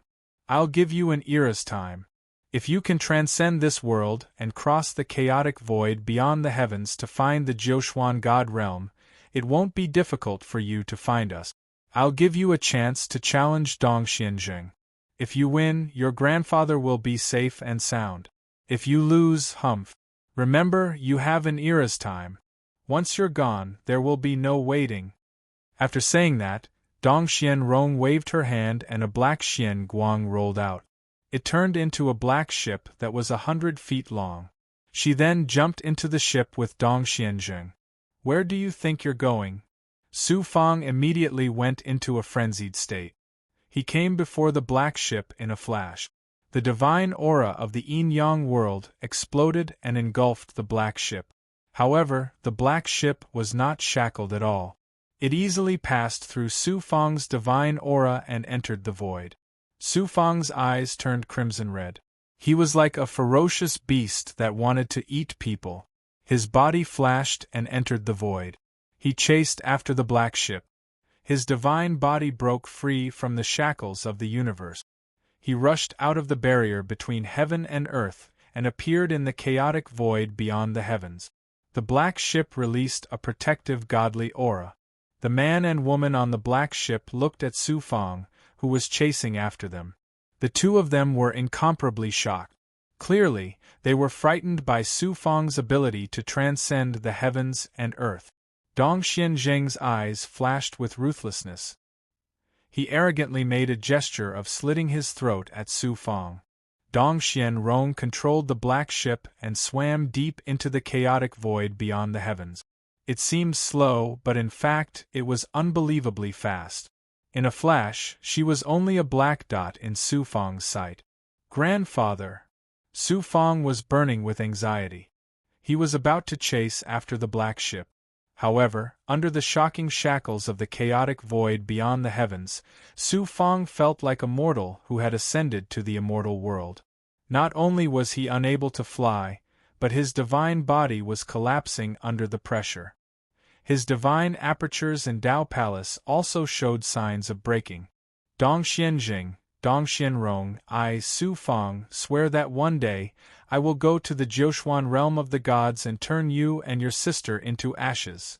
With Su Fang's current strength, it was difficult for him to stay in the heavens for long. Although he was filled with killing intent and hatred, he had to pass through the barrier between heaven and earth. When he reappeared, he was back in the yin-yang heavenly wheel. Frustration, hatred, helplessness, QL11, all kinds of frustration made Su Fang forget about the serious injuries on his body. He thought that he was standing at the top of the world. He did not expect that in front of the experts from the heavens, he was still so powerless. He could not even protect his family. Suddenly, the Golden Rainbow King's voice came from the world inside his body. Kid, you don't have to be depressed. What you need the most now is to stay calm. Su Fang replied angrily, That's my grandfather. He was captured by the experts from the heavens. I can't even guarantee that he will be safe, let alone reincarnate. How can I stay calm?" The Golden Rainbow King said, "You are confused because of your concern. Think about it carefully. Why did that woman capture your grandfather's soul? It's because she wants to use your grandfather's soul as bait to lure you to the Jiuquan realm of the gods they mentioned so that she can kill you. At least before you go to the Jiuquan realm of the gods, your grandfather's soul will be safe." Su Fang calmed down a lot. "That's not bad. You don't have to worry about your grandfather. Think about it. You haven't reached the Transcendence realm yet, but you have some of the abilities of a Transcendence realm expert. With such talent, even if you go to the Jiuquan realm of the gods that the siblings mentioned, you will be an extraordinary genius, let alone in this world. Otherwise, why do you think Shi Xian Daozu would value you so much? You have the talent that surpasses other geniuses. You also have a tenacious Dao heart and will. How difficult is it for you to surpass Dong Xianzheng? Don't forget that you have Shi Xian Daozu as your backer now. How can the siblings not be afraid and kill your grandfather's soul without any hesitation?" The Golden Rainbow King's words made Su Fang calm down completely. "Golden Rainbow King, although you are not very reliable, what you said makes sense. From the small world until now, haven't I, Su Fang, stepped on one strong enemy after another and faced countless obstacles to reach my current height? Dong Xianjing, Dong Xianrong, you dare to use my grandfather's soul to threaten me. You are courting death. It won't be long before I truly transcend this world and kill my way to the Jiuquan realm of the gods." Chapter 25-28. In the distant chaotic void beyond the heavens, the black ship was speeding through the chaos. Su Fang Dong Xianzheng's anger had yet to dissipate and his face was filled with killing intent. Dong Xianrong looked at her brother with a motherly gaze and sighed silently. Dong Xianzheng said, "Sister, you're still the smart one. You captured the soul of Su Fang's family and used it as bait to lure him to the Jiuquan divine realm. Once he leaves that universe, it will be easy for me to kill him. When he reaches the Jiuquan divine realm, I'll let him know what it means to live a life worse than death. I'm just afraid that he won't be able to transcend that universe due to his lack of strength and will be destroyed along with that universe." Looking at her brother gnashing his teeth, Dong Xianrong shook her head and smiled bitterly but did not say anything. Dong Xianzheng continued, "We're already far away from that universe now. Sister, you can directly kill the soul of Su Fang's family." Dong Xianrong shook her head and said, "Let's keep it. Who knows, it might come in handy in the future." Dong Xianjing nodded and said, "Sister, you're still as cautious as before. It's good to keep that soul. When the time comes, Su Fang won't come to the Jiuquan divine realm." Dong Xianrong sighed in her heart. Not only did Dong Xianjing guess wrong, even Jin Hongwang and Su Fang guessed wrong. Dong Xianrong took Su Fang's grandfather's soul not to use it as bait to lure Su Fang to the Jiuquan divine realm. She had another motive. Her motive was very simple. It was the same as when Shi Xian Daozu appeared earlier. It was to save Dong Xianjing. Why was this so? How could Dong Xianrong, as his sister, not know what kind of character Dong Xianjing was and what kind of strength he had? Dong Xianjing's talent was extraordinary. In the divine realm where they were from, he was also an outstanding person. It was also because of this that he developed an arrogant and unruly character. His future Dao companion actually had an affair with another man. Moreover, this man was an ant from a low-level world. How could the arrogant Dong Xianjing tolerate this? Dong Xianjing would have a life and death battle with Su Fang sooner or later. Furthermore, Dong Xianrong was certain that the final victor of this life and death battle would definitely not be her younger brother. Dong Xianrong's cultivation technique and divine ability were extremely unique. It was a supreme cultivation technique that was related to fate and heaven's secrets, allowing her to have the ability to see through fate and heaven's secrets. Naturally, it wasn't difficult for her to see how extraordinary Su Fang was. He had far surpassed Dong Xianjing. Also, to be valued by Shi Xian's Daozu, and even place a wisp of his consciousness in Su Fang's body, how could such a genius be a normal person? If it wasn't for her brother, Dong Xianrong wouldn't have made an enemy out of such a genius. Therefore, Dong Xianrong took away Su Fang's grandfather's soul. Not as bait, but as a bargaining chip. In the end, it might save his brother's life. Su Fang, I apologize for offending you this time. For my younger brother's sake, I had no other choice. Not only will I not purposely make things difficult for your grandfather's soul, I will even help him reincarnate into a wealthy family in the Jiuxuan divine domain. At that time, I hope to resolve your resentment. If within an era you are unable to transcend the world that is about to be destroyed, or if my guess is wrong and you are defeated by my younger brother, then your grandfather has no need to continue existing. Thinking of this, Dong Xianrong's plain face revealed a domineering smile. Yin-yang heavenly wheel. Once Su Fang appeared, he kept the moon god venerable into his inner world. Goli scrambled out of the yin-yang heavenly wheel's inner world. Master is mighty. You are invincible. Even the experts from beyond the heavens were chased away by you. This lowly one admires you so much. Su Fang frowned and shouted, "Hurry up and clean up the mess. Why are you still talking so much nonsense?" After this battle, the yin-yang heavenly wheel was severely damaged. The countless souls that pulled it were almost all killed. Even the yin-yang heavenly wheel was damaged. Originally, the cycle of life and death was interrupted. This time, the yin-yang heavenly wheel was damaged. It would probably take at least 10 million years for it to be reborn. Greetings to the Saint Su Fang. The Imperial People's Elders, Dishu, the Duanmu Divine Clan, the Plum Divine Clan, and the many cultivators that he had recruited all came forward to greet him. Apart from the over-god experts, the others all knelt on the ground. Su Fang looked down at everyone and then looked at Meishuero. Your plum spiritual energy is useful to me. I will use treasures, resources, or other conditions to exchange with you. Are you willing to do so? Meishuero's eyes shone brightly. She hurriedly said, I am willing, but I don't want your treasures or resources.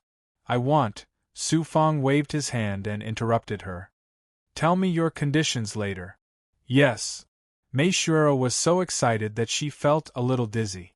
Then, Su Fang looked at the experts from the Plum Divine Clan and the Duanmu Divine Clan and said, Since I have taken away Meishuero's plum spiritual energy, I will not let her be bullied. Do you have any objections? Objections? Regardless of whether it was the Plum Divine Clan or the Duanmu Divine Clan, how would they dare to have any objections to Su Fang? The Qi people and the Yi clan's fates were obvious. The Luo Divine Clan and the Duanmu Divine Clan had no choice but to lower their heads to Su Fang. The Moon-Larch expert, the Moon-Larch, had become Su Fang's slave. How would they dare to have any objections? An expert from the Plum Divine Clan hurriedly cupped his fists and said, It is Meishuero's great fortune to be chosen by the saint. It is also our clan's great honor. We can't be more grateful. How can we have any objections to Su Fang's saint? Su Fang raised his eyebrows. He was interested in Meishuero's plum spiritual energy, not her. That expert from the Plum Divine Clan had obviously misunderstood. However, Su Fang had no intention of explaining. What was there to explain to these ants? The saint helped Duanmu Renjie reincarnate. Everyone in the Duanmu Divine Clan is extremely grateful for such great kindness. How can we have any objections to the saint? The saint is magnanimous to disregard our past enmity and help our clan. We are willing to serve the saint like dogs and horses. Not to mention that this woman has nothing to do with the Duanmu Divine Clan. Even if the saint wants to take our heads, we won't have any objections.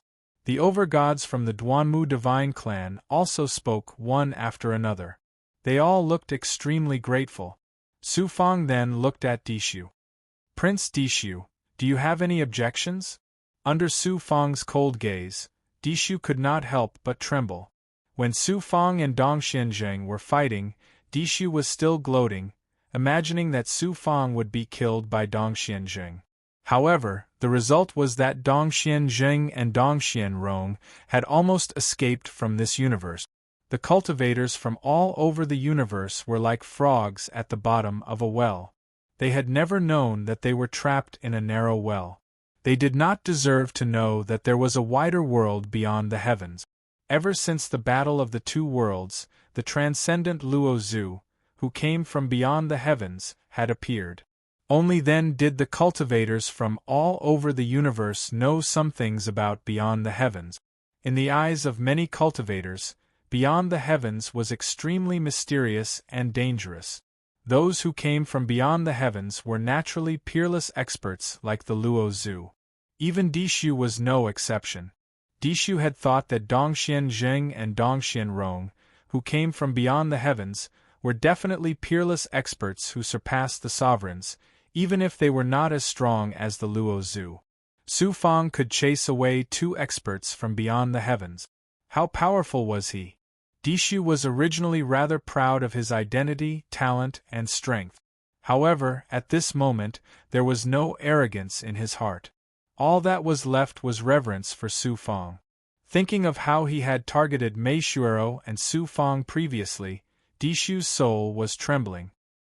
He was afraid that Su Fang would settle the score with him now. Under Su Fang's forceful gaze, Dishu's legs went soft, and he knelt down in the air. I was blind to have offended Su Fang's saint and Miss Mei. Please punish me, saint. The Imperial People Elder also cupped his fists and bowed. Saint, please forgive him this time on account that he is young and ignorant and is favored by the Lord Dixuan. At the mention of Dixuan, Su Fang recalled that he had owed Dixuan many favors in the past. In addition, his grandfather's soul had been taken away, and he was feeling a little frustrated. He did not want to continue arguing, so he waved his hand and said, "Forget it. On account of Dixuan, I will let you off this time." Dishu and the Imperial People Elder heaved a long sigh of relief, as if they had been pardoned. Seeing this scene, Mei Shuero was shocked and sighed in her heart. In the face of powerful strength, all power was useless. She had no choice but to bow her head. His words are the law of the world, and no one dares to disobey him. This is a real man. Mei Shuero's gaze towards Su Fang was filled with even more respect and adoration. Su Fang said to Go Li, "Go Li, take care of yourself in the 9 serenities. If there is a chance, I will return to the 9 serenities. Don't disappoint me." "Yes, sir," Go Li replied as he knelt down. Su Fang released a divine aura that enveloped Mei Shuero. Then, his body rapidly turned into nothingness and disappeared from the 9 serenities. Everyone felt as if a huge mountain had been removed from their hearts, and their bodies instantly became much more relaxed. They then left the yin-yang heavenly wheel. Su Fang took Mei Shuero and used his ability to transcend the heavens and the earth to leave the 9 serenities and return to nature. He projected his ability at great perfection and instantly sensed the space-time of countless god realms. "Let's rest for a while and recover to our peak state. Then, we'll fuse with Mei Ling Qi and try to form a yang meridian." Su Fang found a major world and absorbed Mei Shuero into the world in his body. Then, the divine aura of the yin-yang world surged out from his body and formed a transcendent protective divine aura that pierced through the void. When Su Fang reappeared, he had arrived at a god realm. This was a god realm controlled by the Tao Defiance Alliance. There were over 1,000 minor worlds in the god realm. Unlike other god realms, this god realm was filled with abundant vitality. There was no desolation or deathly stillness caused by the upheaval of the world. However, Su Fang could sense that the life force contained an evil aura of death. It was caused by the natural changes of the world during the 7th mutation of the world. The upheaval of the world was not just a change on the surface. The entire heavenly Tao had been corrupted, and the laws of the heavenly Tao had also changed. All life forms in this God realm had gone against the heavenly Tao. They had gone from death to life, and they had become a world controlled by the evil God's will. The vitality actually contained an evil aura of death. All the cultivators, big goblin, and other life forms in the God realm, including the plants, had gone against the heavenly Tao and been reborn. If other life forms entered this God realm, they would eventually be assimilated by nature and lose their sense of self. They would become existences like the Tao defiant. There's not much time left before the universe is completely devoured by the evil God. I have to hurry and enter the Palace of Advent, save Senior Sister, and then enter the exalted Celestial Mountain,